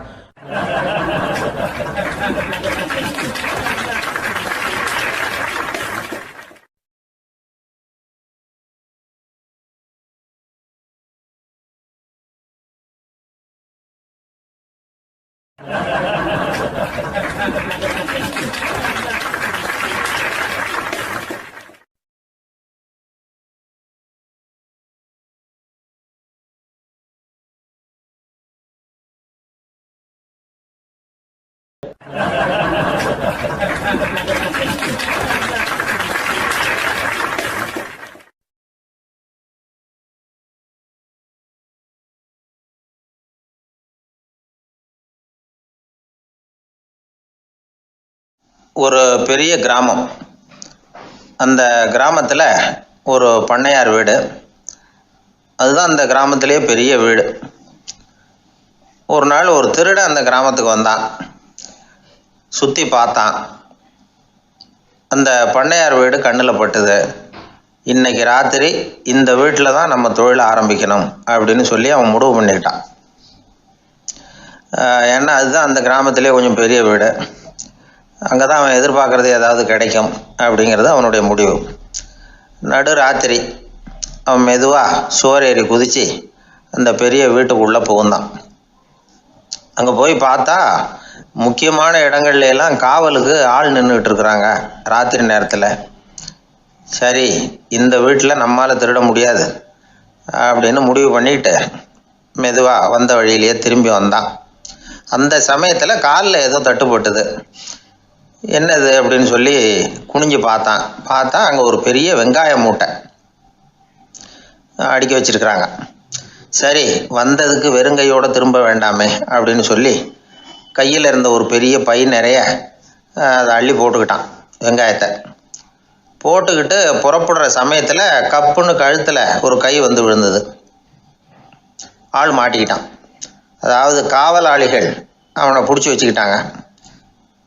மறுநாள் காலையில் அந்த திருடனை பண்ணையார் முன்னாடி கொண்டுட்டு போய் நிறுத்தினாங்க. ஐயா, இந்த ஆள் ராத்திரி நம்ம வீட்டில் திருடுறதுக்காக வந்தான், வெங்காயத்தை அள்ளிட்டு புறப்படுறப்போ மாட்டிக்கிட்டான் அப்படின்னாங்க. அவர் பார்த்தார், என்னப்பா இவங்க சொல்கிறது உண்மைதானான்னு கேட்டார். ஆமான்னு ஒத்துக்கிட்டான் அந்த ஆள். பண்ணையார் அதுக்கப்புறம் கொஞ்சம் யோசனை பண்ணார். அப்புறமா தீர்ப்பு வழங்கினார். இதை பாருப்பா, நீ இங்கே திருட வந்தது குற்றம், அதுக்காக நீ 100 ரூபாய் அபராதம் செலுத்தணும், அல்லது 100 கசையடிகள் வாங்கணும். அதுவும் இல்லைன்னா நீயே திருடுன அவ்வளவு வெங்காயத்தையும் பச்சையா என் கண் முன்னாடியே சாப்பிட்டுடணும். இதில் எந்த தண்டனையை ஏற்றுக்கிறது அப்படிங்கிறத பற்றி நீயே யோசனை பண்ணி முடிவு எடுத்துக்கலாம் அப்படின்னு சொல்லிவிட்டார். அதாவது இவனே முடிவு பண்ணிக்க வேண்டியது, 100 ரூபா பணம் கட்டுறியா, இல்லது சாட்டை அடி வாங்குறியா, அல்லது வெங்காயத்தை சாப்பிட்றியா, இதுதான் அவர் கொடுத்தது, நீயே முடிவு பண்ணி சொல்லுன்னு விட்டார். திருடன் கொஞ்ச நேரம் யோசனை பண்ணி பார்த்தான். அவனுக்கு இருக்கிறதுலே ரொம்ப சுலபமாக தெரிஞ்சது இந்த வெங்காயத்தையே சாப்பிட்டுட்றேன்ட்டான். ஐயா, நான் வந்து இந்த வெங்காயத்தையே சாப்பிட்டுட்றேன், அதுதான் எனக்கு கொஞ்சம் சுலபமாக தெரியுதுன்னா சரின்னு விட்டார் பண்ணையார். அப்படியே எல்லாத்தையும் கொண்டு வந்து கொட்டினாங்க. ஒவ்வொன்றா எடுத்து சாப்பிட ஆரம்பித்தான். கொஞ்ச நேரம் சுவாரஸ்யமாக சாப்பிட்டான். அதுக்கப்புறம் வாய் எரிய ஆரம்பிச்சுட்டுது. கண்ணு ரெண்டும் செவந்து போச்சு. கண்ணில் இருந்து தார தாரையாக கண்ணீர் வழிய ஆரம்பிச்சுட்டுது. ஒரே எரிச்சல். அவனால் தாக்கு பிடிக்க முடியல. வெங்காயம் பாதி கூட தீரல. பார்த்தான், சரி இது நமக்கு சரிப்பட்டு வராது அப்படின்னு முடிவு பண்ணிட்டான். ஐயா, என்னை மன்னிச்சுக்கோங்க, இது என்னால் முடியாது போல இருக்கு, பேசாமல் எனக்கு 100 ஷார்ட் ஐடியா கொடுத்துருங்க அப்படின்னா. அவரும் சரின்னார். ஷார்ட் ஐடி விழ ஆரம்பிச்சிது. அதுவும் ஆரம்பத்தில் ஒரு மாதிரியாக இருந்தது. ஒரு 60 அடிகள் விழுற வரைக்கும் தாங்கினான். அதுக்கு மேலே அவனால் முடியல, தாக்கு பிடிக்க முடியல. ஐயா, என்னை மன்னிச்சுக்கோங்க அப்படின்னு மறுபடியும் பண்ணையார் காலில் விழுந்தான். ஐயா, இதுவும் எனக்கு சரிப்பட்டு வராது போல இருக்கு, பேசாமல் 100 ரூபா அபராதமே கட்டிவிட்றேன் அப்படின்னா. அதே மாதிரி பணத்தை எடுத்து கொடுத்துட்டு அவன் பாட்டுக்கு போனான். இப்படி ஒரு கதை உண்டு. இந்த கதையை உலக புகழ்பெற்ற மனோதத்துவ மேதை எம் ஸ்காட் பெக் ஒரு உதாரணமாக எடுத்து சொல்கிறார். எதுக்காக அவர் எடுத்து சொல்கிறாருன்னா, இந்த முடிவெடுக்கும் திறன் அப்படிங்கிறத விளக்கறதுக்காக. வாழ்க்கையில் முடிவெடுக்கிற திறன் நம்ம ஒவ்வொருத்தருக்கும் ரொம்ப அவசியம். எந்த சந்தர்ப்பத்தில் எப்படி முடிவெடுக்கிறோம் அப்படிங்கிறத வச்சு தான் நம்ம வாழ்க்கை அமையும். எவ்வளவு தான் பணம் இருந்தாலும் சரி, எவ்வளவு தான் படிச்சிருந்தாலும் சரி, இந்த முடிவெடுக்கிற திறன் சரியாக இல்லைன்னா வாழ்க்கையில் பல சறுக்கல்களை சந்திக்க வேண்டியிருக்கும். நாம் முடிவுகள் எடுத்தால் அந்த முடிவுகளால் ஏற்படக்கூடிய விளைவுகளுக்கு நாம் பொறுப்பு ஏற்க வேண்டியிருக்குமே அப்படிங்கிற பயத்தினால முடிவெடுக்கிற அதிகாரத்தை பல சமயங்களில் நாம் மற்றவங்களுக்கு தாரவாத்து கொடுத்துட்றோம். நாமே முடிவெடுக்கக்கூடிய திறமையை வளர்த்துக்கிறது தான் ரொம்ப முக்கியம். ஒருத்தர் சொன்னார், சார், சின்ன சின்ன பிரச்சனைகள்ல எல்லாம் எங்கள் வீட்டில் என் மனைவி முடிவு எடுக்க விட்டுருவேன், பெரிய பிரச்சனைகள்ல எல்லாம் நான் தான் முடிவெடுப்பேன் அப்படின்னார். பரவாயில்லையே அப்படின்னு சொல்லி, சின்ன சின்ன பிரச்சனைகள்னா எதுங்க அப்படின்னு கேட்டேன். ஒன்றும் இல்லை, இந்த வீட்டு வருமானத்தை பெருக்கிறது எப்படி, வீட்டு செலவை சரி கட்டுறது எப்படி, வீட்டு செலவுக்கு வாங்கியிருக்கிற கடனை அடைக்கிறது எப்படி, இதெல்லாம் சின்ன சின்ன பிரச்சனைகள், என் மனைவிகிட்ட முடிவெடுக்கிற விஷயத்தை விட்டுருவேன்னார். பெரிய பிரச்சனை தான் நான் எடுத்துக்குவேன்னார். அப்படின்னா பெரிய பிரச்சனைன்னா எது சார் அப்படின்னு கேட்டேன். அது என்னென்னா, இந்த உலக பொருளாதாரத்தை மேம்படுத்துறது எப்படி, 21ஆம் நூற்றாண்டில் என்னென்ன சவால்களை சந்திக்க வேண்டியிருக்கும் உலகம், இதெல்லாம் நான் பார்த்துக்குவேன் அப்படின்னார். பாருங்கள், இது பிரச்சனைகள்லேருந்து தப்பிக்கிற வழி. அதனால் வாழ்க்கையில் பிரச்சனைகளை சந்திக்கிறதுக்கு தயங்கக்கூடாது. அதே மாதிரி சரியான நேரத்தில் சரியான முடிவு எடுக்கிறதுக்கு நாம் கற்றுக்கணும். அது ரொம்ப முக்கியம்.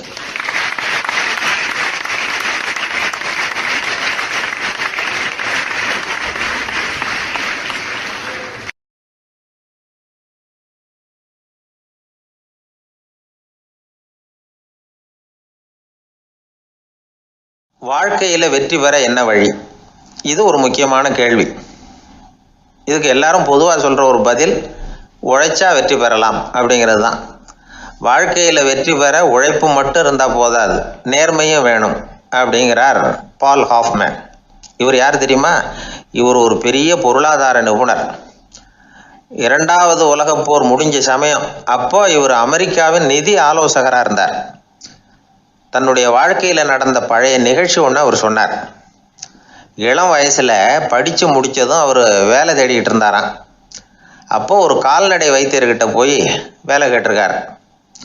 இவர் அங்கே போன சமயத்தில் அந்த டாக்டர் தன்னுடைய பழைய கார் ஒன்றை விற்பனை செய்யறதுக்காக வேற ஒருத்தர்கிட்ட பேரம் பேசிக்கிட்டு இருந்தார். வாங்க வந்தவர் இவர்கிட்ட அந்த காரை பற்றின விவரம்லாம் கேட்டுக்கிட்டு இருந்தார். கார் நல்ல நிலைமையில் இருக்குமா அப்படிங்கிற கவலை அவருக்கு. எல்லா விவரங்களையும் கேட்டுக்கிட்டு அவர் கடைசியாக சொன்னார், டாக்டர், இந்த காரை நீங்களே என்னுடைய ஊருக்கு ஓட்டிகிட்டு வர வேண்டியது. கார் எந்த ரிப்பேரும் ஆகாமல் என்னுடைய ஊருக்கு சேர்ந்துட்டுதுன்னா அங்கேயே நான் பணம் கொடுத்து இந்த காரை வாங்கிக்கிறேன் அப்படின்னார். நம்ம கார் அவ்வளோ தூரத்துக்கு வழியில் எந்த கோளாறும் இல்லாமல் போய் சேருமா அப்படிங்கிற சந்தேகம் டாக்டருக்கு. அவர் என்ன செஞ்சார் தெரியுமா? தன்கிட்ட வேலை கேட்டு வந்திருந்த இளைஞர் பால் ஹாஃப்மேனை கூப்பிட்டார். அவர்கிட்ட சொன்னார், இதை பாருப்பா, இந்த காரை நீ அவருடைய ஊர் வரைக்கும் நல்லபடியாக ஓட்டிகிட்டு போய் சேர்த்துட்டீன்னா உனக்கு நான் வேலை கொடுத்து விட்றேன். அது மட்டும் இல்லை, காரு விற்கிற தொகையில் கமிஷனும் கொடுக்குறேன், என்ன சம்மதமா அப்படின்னு கேட்டார். ஹாஃப்மேன் யோசனை பண்ணார். அதுக்கப்புறம் சரின்னு சொல்லி சம்மதிச்சார். கொஞ்ச நேரத்தில் அவரும் கார் வாங்க வந்தவரும் புறப்பட்டாங்க. இவர் ரொம்ப சிரமப்பட்டு வழியில் எங்கேயும் நிறுத்தாமல் காரை ரொம்ப சாமர்த்தியமாக ஓட்டிகிட்டு போய் சேர்த்துட்டார். இவரை அழைச்சிக்கிட்டு வீட்டுக்குள்ளே போனார். அப்புறம் கேட்டார், இதை பார்ப்பா, இப்போ சொல்லு, இந்த காரோட நிலைமை இப்போ எப்படி இருக்குது? உண்மையிலேயே இது நல்ல நிலைமையில் இருக்குதா? உன்னுடைய மனசாட்சிப்படி பதில் சொல் அப்படின்னார். இவரும் உடனே காரு நல்ல நிலைமையில தான் இருக்குது அப்படின்னு சொல்கிறதுக்கு வாயை திறந்தார். அதுக்குள்ளே பார்வை எதிரில் உள்ள சுவர் மேலே பட்டுது. அங்கே இயேசுநாதர் படம் ஒன்று மாட்டியிருந்தாங்க. அதுக்கு அடியில் எழுதியிருந்த வாசகம் என்னன்னா, நீ பேசும் ஒவ்வொரு வார்த்தையையும் இயேசு கவனித்து கொண்டிருக்கிறார் அப்படின்னு இருந்தது. அந்த வரிகளை பார்த்தார். உடனே காரு சரியில்லை அப்படிங்கிற உண்மையை சொல்லிவிட்டார். இவர் இப்படி சொன்னதும் இவரை ரொம்ப ஆச்சரியமாக பார்த்தார். இவர்கிட்ட இருந்த நேர்மை அவரை சிந்திக்க வச்சது. உன்னுடைய நேர்மையை பாராட்டுறேன், உனக்கு கமிஷன் கிடைக்கணுங்கிறதுக்காகவே நான் இந்த காரை வாங்கிக்கிறேன்னார். இப்போ அவர் திகைச்சு போய் நின்னார். மறுபடியும் அவர் சொன்னார், நீ காரை ஓட்டிகிட்டு வரும்பொழுதே உன்னுடைய திறமையை பார்த்தேன், உனக்கு விருப்பம் இருந்தால் நீ என்கிட்டயே வேலைக்கு சேர்ந்துடலாம் அப்படின்னார். பால் ஹாஃப்மேன் அவர்கிட்ட வேலைக்கு சேர்ந்தார். படிப்படியாக முன்னேறினார். கடைசியில் பார்த்தீங்கன்னா அமெரிக்காவினுடைய நிதி ஆலோசகராக ஆனார். அதுக்கப்புறம் அவர் அந்த பழைய சம்பவத்தை எப்பவும் மறக்கிறதில்ல, அடிக்கடி சொல்கிறது உண்டு. அதனால் இதிலேருந்து நாம் தெரிஞ்சுக்க வேண்டியது என்னென்னா, வாழ்க்கையில் முன்னுக்கு வரணும்னா உழைப்பு மட்டும் போதாது, நேர்மையும் வேணும். ஆனால் இந்த காலத்தில் சிலருடைய நேர்மை நமக்கு ஆச்சரியமாக கூட இருக்கும். ஒருத்தர் புஸ்தக கடை வச்சுருந்தார். ரொம்ப நேரமாக தேடி ஒரு புத்தகத்தை கையில் எடுத்தார். அதுக்கு பில் போட சொன்னார். அந்த புத்தக கடைக்கு வந்த இன்னொருத்தர் பில் போடுறவர், சார் இந்த புத்தகம் மகா அறுவை, மகா மட்டம், இது வேணாம் உங்களுக்கு, வேற ஏதாவது ஒன்று பாருங்கன்னார். புத்தக கடை வச்சிருக்கிறவரே இப்படி சொன்னார். வாங்க வந்தவர் இவர் ஆச்சரியமாக பார்த்தார். உங்கள் நேர்மையை பாராட்டுறேன், அது சரி, இந்த புத்தகத்தை ஏற்கனவே நீங்கள் படித்து பார்த்துட்டீங்களான்னு கேட்டார். அதை படித்து வேற பார்க்கணுமான்னார். அப்புறம் எப்படி இது மகாமட்டம்னு சொல்கிறீங்க அப்படின்னார். அதை எழுதினவனே நான் தான் சார் அப்படின்னார் அவர். இது ஒரு விதமான நேர்மையை ஒத்துக்கிறது. எப்படி இருந்தாலும் வாழ்க்கையில் உழைப்பும் நேர்மையும் உயர்வதற்கு வழிகள். உழைப்பை விட நேர்மை முக்கியம் அப்படிங்கிறத புரிந்து கொண்டால் வாழ்க்கையில் வெற்றி நிச்சயம்.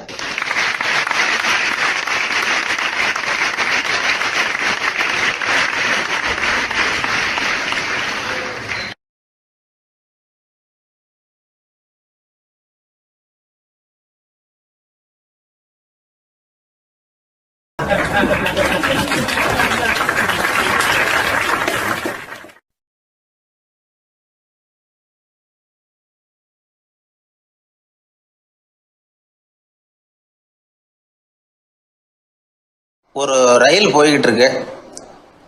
அதில் ஒரு பெரியவர் பிரயாணம் பண்ணிகிட்டு இருக்கிறார். எதிரில் ஒரு பெரிய அதிகாரி, ஐஏஎஸ் ஆஃபீஸர் உட்காந்துருக்கிறார். ரெண்டு பேருக்கும் முன்ன பின்ன அறிமுகம் இல்லை. அவர் வேற யாரோ, இவர் வேற யாரோ. ஒரே ரயிலில் பிரயாணம் பண்ணிகிட்டு இருக்கிறாங்க. அதுவும் எதிர்த்த இருக்கையில். ஏதோ ஒரு நகரத்தில் வண்டி நின்றுது. ரெண்டு பேரும் கீழே இறங்கினாங்க. பெரியவர் ஒரு ட்ரங்கு பெட்டியோட கீழே இறங்கினார். அந்த அதிகாரி கையில் ஒரு சின்ன பெட்டி. அவர் அந்த சின்ன பெட்டியை கீழே வச்சுட்டு கூலி கூலின்னு கத்திக்கிட்டு இருந்தார். இந்த பெரியவர் பார்த்தார். ஐயா, இந்த பெட்டி மட்டும்தானா, இல்லை இன்னும் ஏதாவது இருக்குதா அப்படின்னு விசாரித்தார்.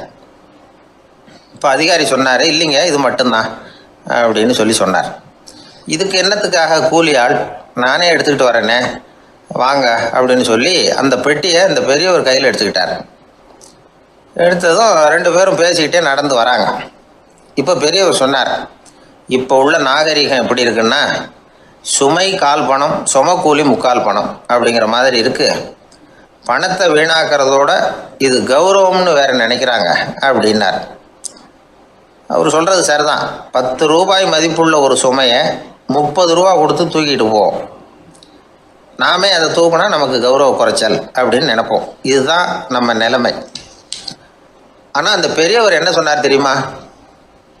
நீங்கள் எங்கே போகணுமோ அது வரைக்கும் நானே இதை எடுத்துகிட்டு வரேன் அப்படின்னார். அந்த அதிகாரி பக்கத்தில் உள்ள ஒரு ஹோட்டல் வரைக்கும் போனார். பெரியவரும் அங்கே கொண்டுட்டு போய் பெட்டியை வச்சார். உடனே அந்த பெரிய அதிகாரி அவருக்கு பணம் கொடுக்கறதுக்காக பர்ஸை எடுத்தார். உடனே இவர், ஐயா, எனக்கு கூலி எதுவும் வேணாம், உங்களுக்கு சேவை செய்கிறது என்னுடைய கடமை. நான் இந்த சேவையை செய்தது பணத்துக்காக இல்லை, அன்புக்காக அப்படின்னு சொல்லிவிட்டார். அதுக்கப்புறம் அவர் நன்றின்னார். 2 பேரும் பிரிஞ்சுட்டாங்க. இது முடிஞ்சது. அன்னைக்கு சாயந்தரம் அங்கே ஒரு பெரிய கூட்டம் நடக்குது. இந்த அதிகாரியும் அந்த கூட்டத்துக்கு போகிறார். மக்கள் கூட்டம் ரொம்ப அதிகம். அதனால் இந்த அதிகாரியும் ஒரு ஓரமாக உட்காந்துக்கிட்டார். அப்புறம் கொஞ்ச நேரத்தில் இந்த முக்கிய விருந்தினர் பேசுகிறதுக்காக வரார் மேடைக்கு. மேடையில் இருந்த பெரியவங்கள்லாம் எழுந்திரிச்சு நின்று அவருக்கு மாலை போட்டு மரியாதை செய்கிறாங்க. எங்கேயோ ஒரு மூலையில் உட்காந்துருந்தார் அதிகாரி. அவர் இதை கவனித்தார். அவருக்கு ரொம்ப ஆச்சரியம், அதிர்ச்சி. ஏன்னா அங்கே பேச வந்த முக்கிய விருந்தினர் வேற யாரும் இல்லை, இன்னைக்கு காலையில் இவர் பெட்டியை தூக்கிட்டு வந்தார் பெரியவர், அவர் தான். சரி, அந்த பெரியவர் யார் தெரியுமா? அவர் தான் ஈஸ்வரச்சந்திர வித்யாசாகர். கூட்டம் முடிஞ்சது. அதிகாரி அவரை தேடி ஓடினார். அவர் கைகளை பிடிச்சிக்கிட்டார். ஐயா, என்னை மன்னிச்சுடுங்க அப்படின்னாரு. அப்புறம் சொன்னார், அகங்காரங்கிற கெட்ட புத்தி தான் உண்மையை கண்கள்ல இருந்து மறைக்குது. அகங்காரம் தான் மனுஷனை அழிக்குது. நீங்கள் ரொம்ப பெரிய மனிதர், இருந்தாலும் மனிதத்தன்மையோடு நடந்துக்கிறீங்க. இந்த அன்பு, தயவு, பொறுமை இதெல்லாம் இல்லைன்னா மனிதனாக இருக்கிறதுல என்ன பிரயோஜனம் அப்படின்னு சொல்லிவிட்டு அந்த அதிகாரி போனாராம். மனிதத்தன்மைன்னா என்ன அப்படிங்கிற கேள்விக்கு இந்த பெரியவர் ஒரு உதாரணம். இப்பெல்லாம் அப்படியா இருக்கிறாங்க? ஒரு பெரியவர் ஒரு பெட்டியை தூக்கிட்டு வந்துக்கிட்டு இருக்கிறார். ஒரு இளைஞன் ஓடி வந்தான். கொடுங்க சார், நான் தூக்கிட்டு வரேன்னா. கொடுத்தார். வாங்கி தலையில் வச்சுக்கிட்டான். அப்புறம் சொன்னான், அடுத்தவங்க சிரமப்படக்கூடாதுங்கிறது என்னுடைய கொள்கை அப்படின்னா. அது நல்லது தான்னார் அவர். கடைசியில் பெட்டியை கொடுத்தான். வாங்கிக்கிட்டு பர்ஸை திறந்தார் பணம் கொடுக்கறதுக்காக. வேணாங்க அப்படின்னு விட்டான் அந்த இளைஞன். ஏன்னார், நான் சொன்னேன் அடுத்தவங்க சிரமப்படக்கூடாதுங்கிறது என்னுடைய கொள்கைன்னு, அதனால் உங்களுக்கு சிரமம் கொடுக்கக்கூடாதுங்கிறதுக்காக வரும்பொழுது நானே உங்கள் பர்ஸை எடுத்து வேணுங்கிற பணத்தை எடுத்துக்கிட்டு திருப்பி உங்கள் பாக்கெட்லேயே போட்டுவிட்டேன் அப்படின்னா. இப்படி இருக்குது இந்த காலம். அதனால் வாழ்க்கையில் அன்பு, தயவு, பொறுமை இதெல்லாம் ரொம்ப அவசியம் அப்படிங்கிறத நாம் புரிஞ்சுக்கணும்.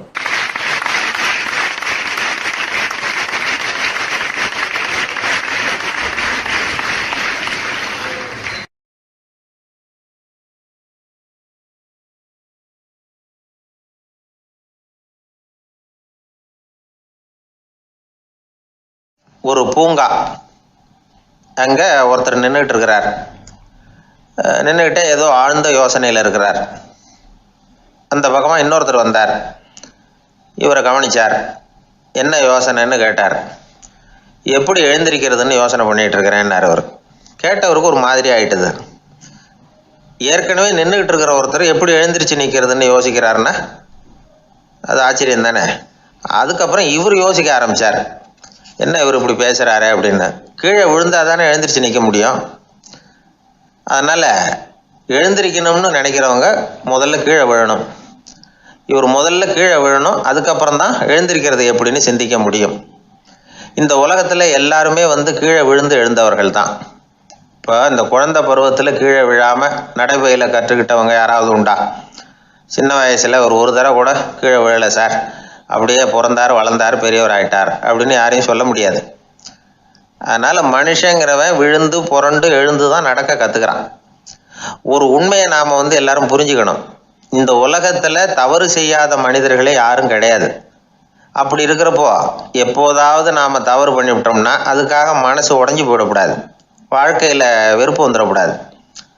ஒரு தவறு நடந்துவிட்டுதா அதுக்காக மனசு உடஞ்சி போடாதீங்க, அதை ஒரு பாடமாக எடுத்துக்கங்க. அதே தவறு மறுபடியும் நடக்காமல் வேணும்னா பார்த்துக்கலாம், அது போதும். தடைக்கல்ல படிக்கல்லாம் மாற்றிக்கணும், இதுதான் இதில் முக்கியம். ஒரு அலுவலகம், அங்கே ஒரு அதிகாரி, அவர் உயர்ந்த பதவியில் இருந்தார், சிறந்த நிர்வாகின்னு பேர் வாங்கினவர். அவர் தனக்கு கீழே வேலை செய்கிறவங்க கிட்டெல்லாம் சொல்லுவாராம், இந்த நிறுவனத்தில் நீங்கள் எத்தனை தடவை வேணும்னாலும் தவறுகள் செய்யலாம், ஆனால் ஒரே விஷயம் என்னென்னா ஒரே தவறை மறுபடியும் செய்யக்கூடாது, அது முக்கியம் அப்படிம்பாராம். இதை மேம்போக்கா பார்த்தா அவர் ஏதோ தன்னுடைய ஊழியர்களை தவறு செய்ய தூண்டுறது மாதிரி தெரியும். ஆனால் உண்மை அப்படி இல்லை. இன்னைக்கு என்ன நடக்குது தெரியுமா? அநேகமாக எல்லா மனிதர்களுமே ஒரே தவறை தான் மறுபடியும் மறுபடியும் செய்கிறாங்க. விளையாட்டு வீரர்கள் ஒரே மாதிரியான தவறுகளை திரும்ப திரும்ப செய்கிறது உண்டு. கணக்கு எழுதுகிறவங்கள பாருங்கள், ஒரே தப்பை மறுபடியும் மறுபடியும் செய்வாங்க. அலுவலகம் வருகிறவர்களை கவனிங்க, ஒரு நாள் தாமதமாக வந்தால் பரவாயில்ல, தினமும் தாமதமாக வருவாங்க. இது மாதிரி செய்த தவறையே திரும்ப திரும்ப செய்கிறதுக்கு என்ன காரணம் அப்படின்னா, சோம்பல், ஞாபக மறதி, கவனக்குறைவு, தன்னுடைய திறமை பேரில் அளவுக்கு மீறிய நம்பிக்கை, இப்படி இதில் ஏதாவது ஒரு காரணமாக இருக்கலாம் அப்படிங்கிறாங்க இது பற்றி ஆய்வு செய்கிற வல்லுநர்கள். ஒரு தடவை செஞ்ச தவிர மறுபடியும் செய்கிறது இல்லைன்னு முடிவு செஞ்சுக்கிட்டு அதை செயல்படுத்த கற்றுக்கணும். அது போதும், வாழ்க்கை வெற்றிகரமாக அமையும் அப்படிங்கிறாங்க அந்த அனுபவசாலிகள். அதனால் வெற்றிகரமாக வாழ்க்கையில் நடைபோட விரும்பும் இளைஞர்கள் தவிர்க்க வேண்டியது என்னென்னா, முதல்ல சோம்பலை தவிருங்கள், சுறுசுறுப்பாக இயங்குங்கள் அப்படிங்கிறது அவங்க அறிவுரை. ரெண்டாவது ஞாபக மறதி, எந்த செயல்லையும் ஈடுபாடு வேணும், அக்கறை வேணும். மூணாவது கவனக்குறைவு, எதையும் அலட்சியப்படுத்தக்கூடாது. நாலாவது என்னால் முடியாது, எதுவுமே கிடையாது அப்படிங்கிற அளவுக்கு மீறிய நம்பிக்கை. அது ஆபத்தில் கொண்டு போய் விட்டுரும். அதனால் முதல் தவறு உங்களுக்கு ஒரு பாடமாக அமையணும். ஒரு மனிதர் அவர் தன்னுடைய 2 காதுலையும் கட்டு போட்டுக்கிட்டு வந்தார். அவருடைய நண்பர் அதை கவனிச்சுட்டார். என்ன சார் ஆச்சு, 2 காதுலையும் கட்டு போட்டுருக்கீங்களே அப்படின்னு விசாரித்தார். ஒன்றுமில்லை சார், வீட்டில் ரொம்ப ஆர்வமாக டிவியில் கிரிக்கெட் மேட்ச் பார்த்துக்கிட்டு இருந்தேன். அப்போது என்னுடைய மனைவி துணிகளுக்கு அயர்ன் பண்ணிகிட்டு இருந்தாங்க. அயர்ன் பாக்ஸை அப்படியே வச்சுட்டு அடுப்பங்கரைக்கு போயிட்டாங்க. அந்த சமயம் பார்த்து டெலிஃபோன் பண்ணி அடிச்சுது. அவசரமாக ஓடி போய் அதை எடுத்து காதில் வச்சேன். அப்போ தான் தெரியும் அது அயர்ன் பாக்ஸுங்கிற விஷயம். சூடாக இருந்ததா, சுட்டு விட்டுது அப்படின்னார். ஒரு காது சரி சார், 2 காதும் ஏன் அப்படி ஆச்சு அப்படின்னு கேட்டார். அதே ஆள் மறுபடியும் ஃபோன் பண்ணான் சார் அப்படின்னார். இவர் எவ்வளோ தூரம் யோசிச்சிருப்பார் பாருங்க. அதனால் ஒரு தவறு மறுபடியும் நடக்கக்கூடாது. முதல் தவறு உங்களுக்கு ஒரு பாடமாக அமையட்டும் அப்படிங்கிறது தான் இதிலிருந்து நாம் தெரிந்து கொள்ள வேண்டிய கருத்து. அதனால் தவறுகள் அதெல்லாம் தடைக்கெல்லாம் நினைக்க வேண்டாம், படிக்கெல்லாம் நினைப்போம். அப்படி நினைச்சோம்னா வாழ்க்கையில் வெற்றி நிச்சயம்.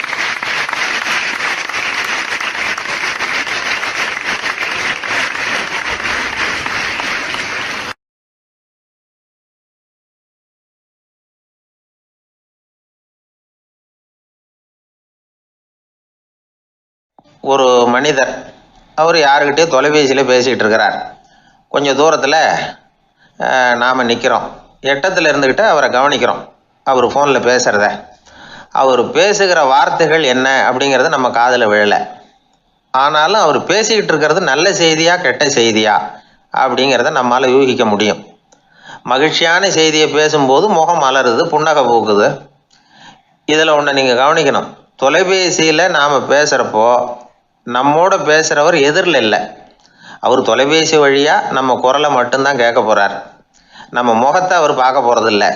அப்படி இருந்தும் அப்போ நம்ம முகம் ஏன் மலரணும் அப்படின்னா, இதுதான் உடல் மொழி, பாடி லாங்குவேஜ் அப்படின்னு சொல்கிறாங்க.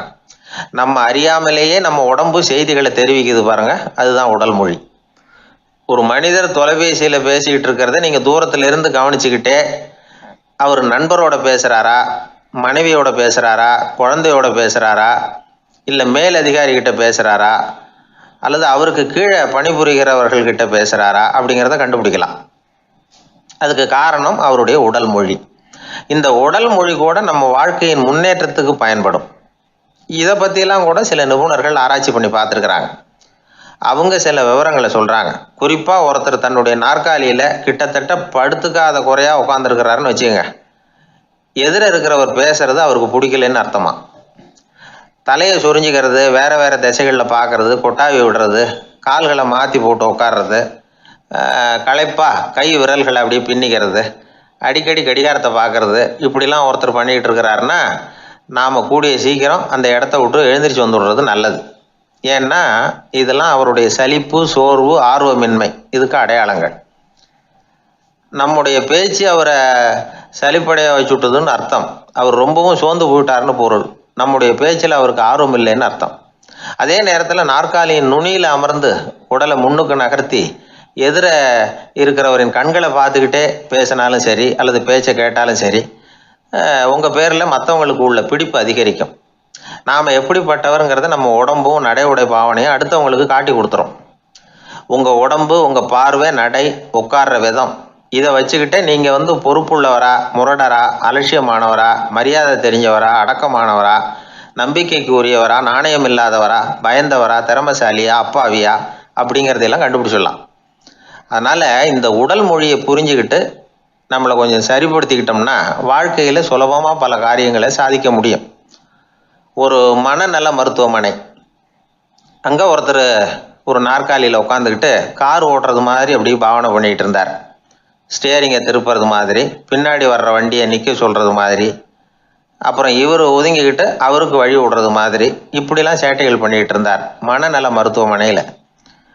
இதை பார்த்துக்கிட்டு இருந்த ஒருத்தர் பக்கத்தில் இருந்த இன்னொருத்தர்கிட்ட கேட்டார், இவர் ஏன் இப்படி பண்ணுறாரு, இவருக்கு ஏன் அப்படி வந்தது நிலைமை அப்படின்னு சொல்லி அவர் விசாரித்தார். அப்போ அவர் விவரம் சொன்னார். வேறு ஒன்றும் இல்லைங்க, இவருக்கு கார் ஓட்டணும்னு ஆசை ரொம்ப காலமாக, அது நிறைவேறாமல் போயிட்டுது. அதுக்கப்புறம் அவர் மனநோயாளியாக மாறிட்டார். இங்கே அழைச்சிட்டு வந்தாங்க. இங்கே அழைச்சிட்டு வந்ததுலேருந்து அப்படி தான் பண்ணிகிட்டு இருக்கிறார். அவர் கார் ஓட்டுறது மாதிரிலாம் பாவனை பண்ணிகிட்டு இருப்பார், திருப்புறது மாதிரி பண்ணுவார், பின்னாடி வர்றவங்களுக்கு இடம் விடுவார், இப்படிலாம் செய்கிறார் அப்படின்னு விவரம் சொன்னாங்க. நீங்கள் சொல்லப்படாதா, இப்போ நீங்கள் கார் ஓட்டல, வெறும் நாற்காலியில் தான் உட்காந்துருக்குறீங்க அப்படின்னு நீங்கள் சொல்லப்படாதா அவருக்கு அப்படின்னு கேட்டாங்க. அது முடியாதுங்க, ஏன்னா அந்த காரை கழுவுறதுக்காக அவர் தினமும் எனக்கு 10 ரூபா கொடுத்துக்கிட்டு இருக்கிறார் அப்படின்னாராம் அங்கே வேலை செஞ்சுக்கிட்டு இருந்த ஒருத்தர். அதனால் வாழ்க்கையில் நாம் இந்த உடல் மொழியை புரிஞ்சுக்கணும். உடல் மொழிங்கிறது இப்போ ஆரம்பத்தில் சொன்னது மாதிரி அந்த தொலைபேசியில் பேசுகிறவங்கள தூரத்திலேருந்து பார்த்தாவே அவர் யாருக்கிட்ட பேசுகிறார், என்ன பேசுகிறாருன்னு தெரியும்.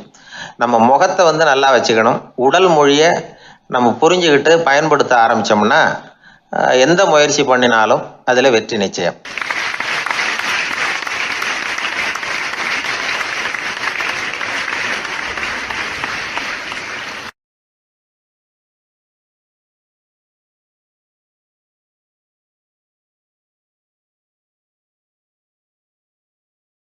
நபிகள் நாயகம் உட்கார்ந்துருக்கிறார். அந்த சமயம் அம்மா அங்க வர்றாங்க. அவங்க கையில திராட்சை பழ கொத்து அதை கொண்டுகிட்டு நபிகள் கிட்ட கொடுக்குறாங்க. சாப்பிடுங்க அப்படின்னு சொல்லி ரொம்ப அன்பா வேண்டிக்கிறாங்க. நபிகள் நாயகமும் ரொம்ப பிரியமா அதை வாங்கிட்டார். அதுக்கப்புறம் அதை சாப்பிட ஆரம்பிச்சார். நபிகள் நாயகம் மதீனாவில் தங்கி இருந்தப்போ இது மாதிரி நிறைய பேர் பழங்களையும் தின்பண்டங்களையும் கொண்டுகிட்டு கொடுக்கறது வழக்கம். நபிகள் நாயகம் என்ன பண்ணுவார்னா அதெல்லாம் வாங்குவார். உடனே பக்கத்தில் இருக்கிற தோழர்கள் எல்லாருக்கும் பகிர்ந்து கொடுப்பார், தானும் சாப்பிடுவார். இதுதான் எப்போதும் வழக்கம்.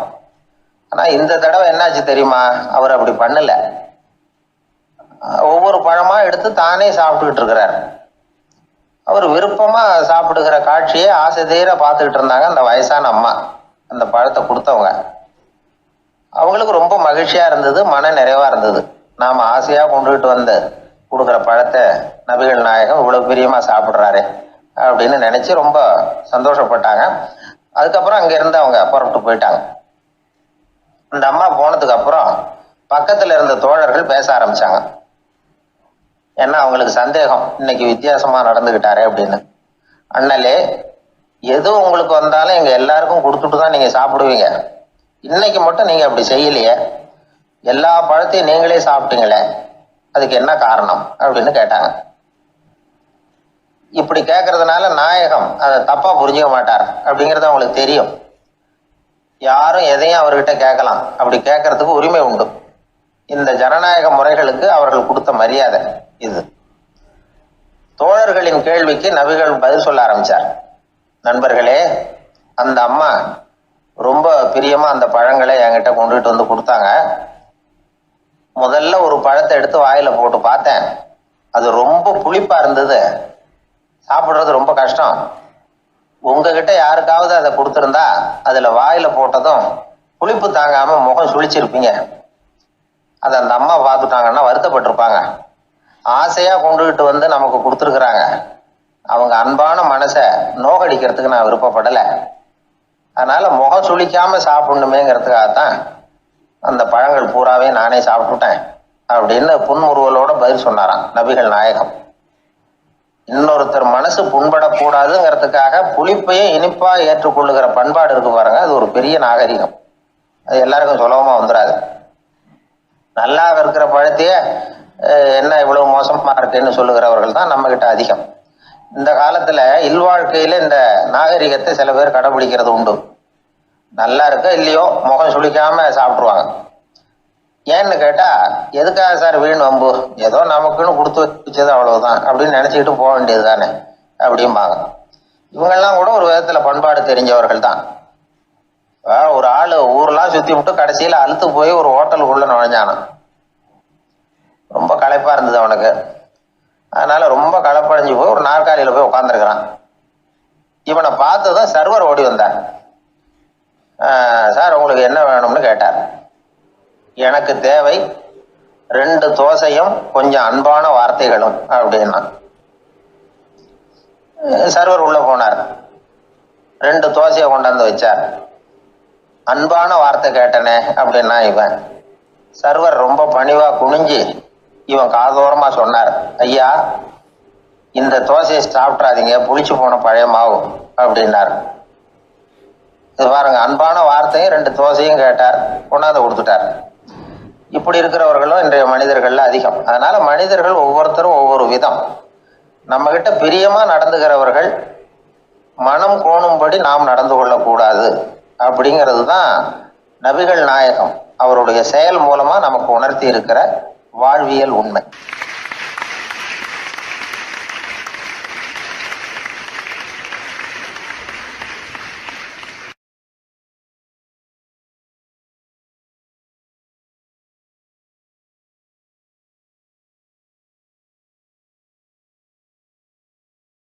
ஊர்ல ஒரு சிற்பி இருந்தார்.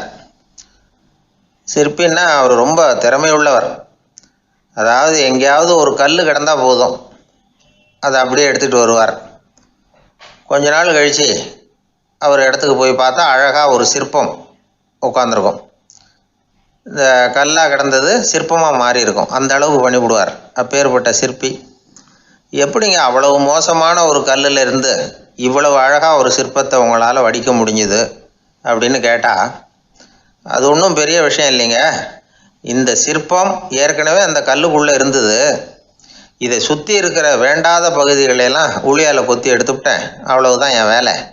உடனே உள்ளே இருந்தது வெளியில் வந்துட்டுது அப்படிம்பார். அந்த அளவுக்கு திறமைசாலி.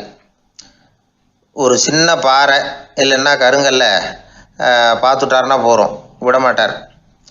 அந்த கல்லோட அமைப்பை கவனித்து பார்த்துட்டு இதுக்குள்ளே ஒரு வீரன் ஒளிஞ்சிருக்காம்பார். அவர் கண்ணுக்கு தெரியும். இந்த கல்லுக்குள்ளே ஒரு துறவி உட்காந்துருக்காரும்பார். நமக்கெல்லாம் வெறும் கல்லாக தான் தெரியும். இந்த கல்லுக்குள்ளே ஒரு நடன மங்கை நடனம் ஆடிக்கிட்டு இருக்கா அப்படிம்பார். உடனே அந்த கல்லை கொண்டுகிட்டு வருவார்.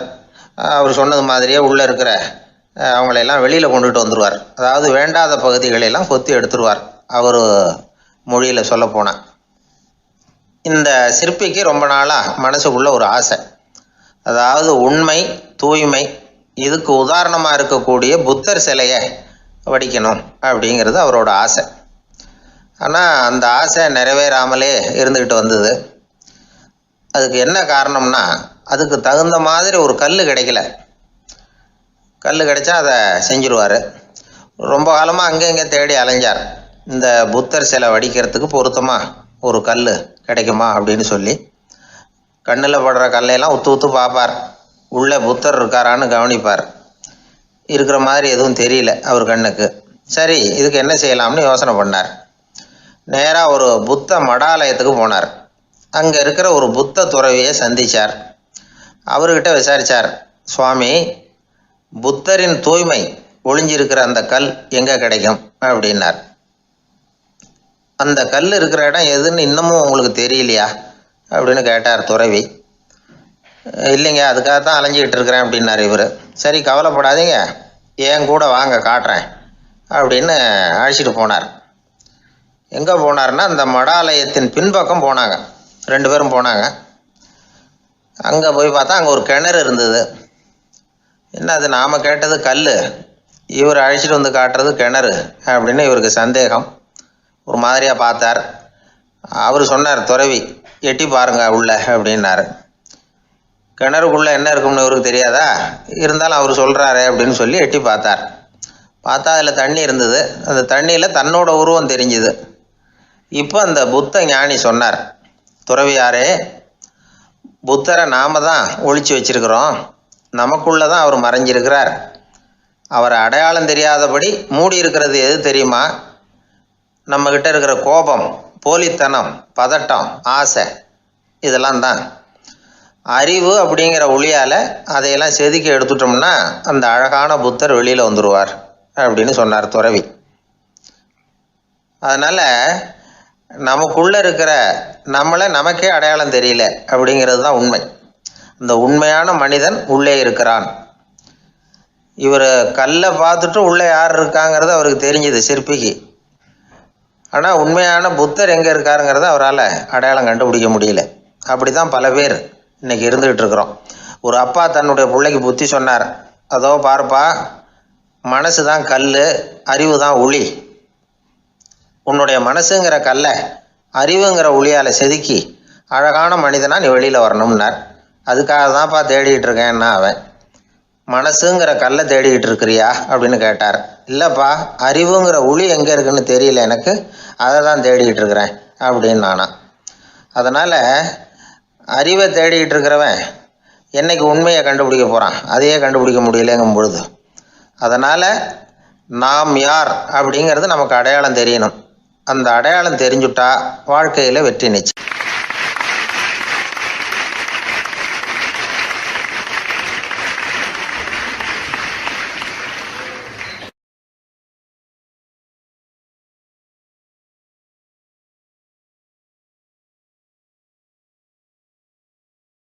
ஒரே ஒரு ஊரில் ஒரு ராஜா இருந்தார், ரொம்ப நல்லவர்.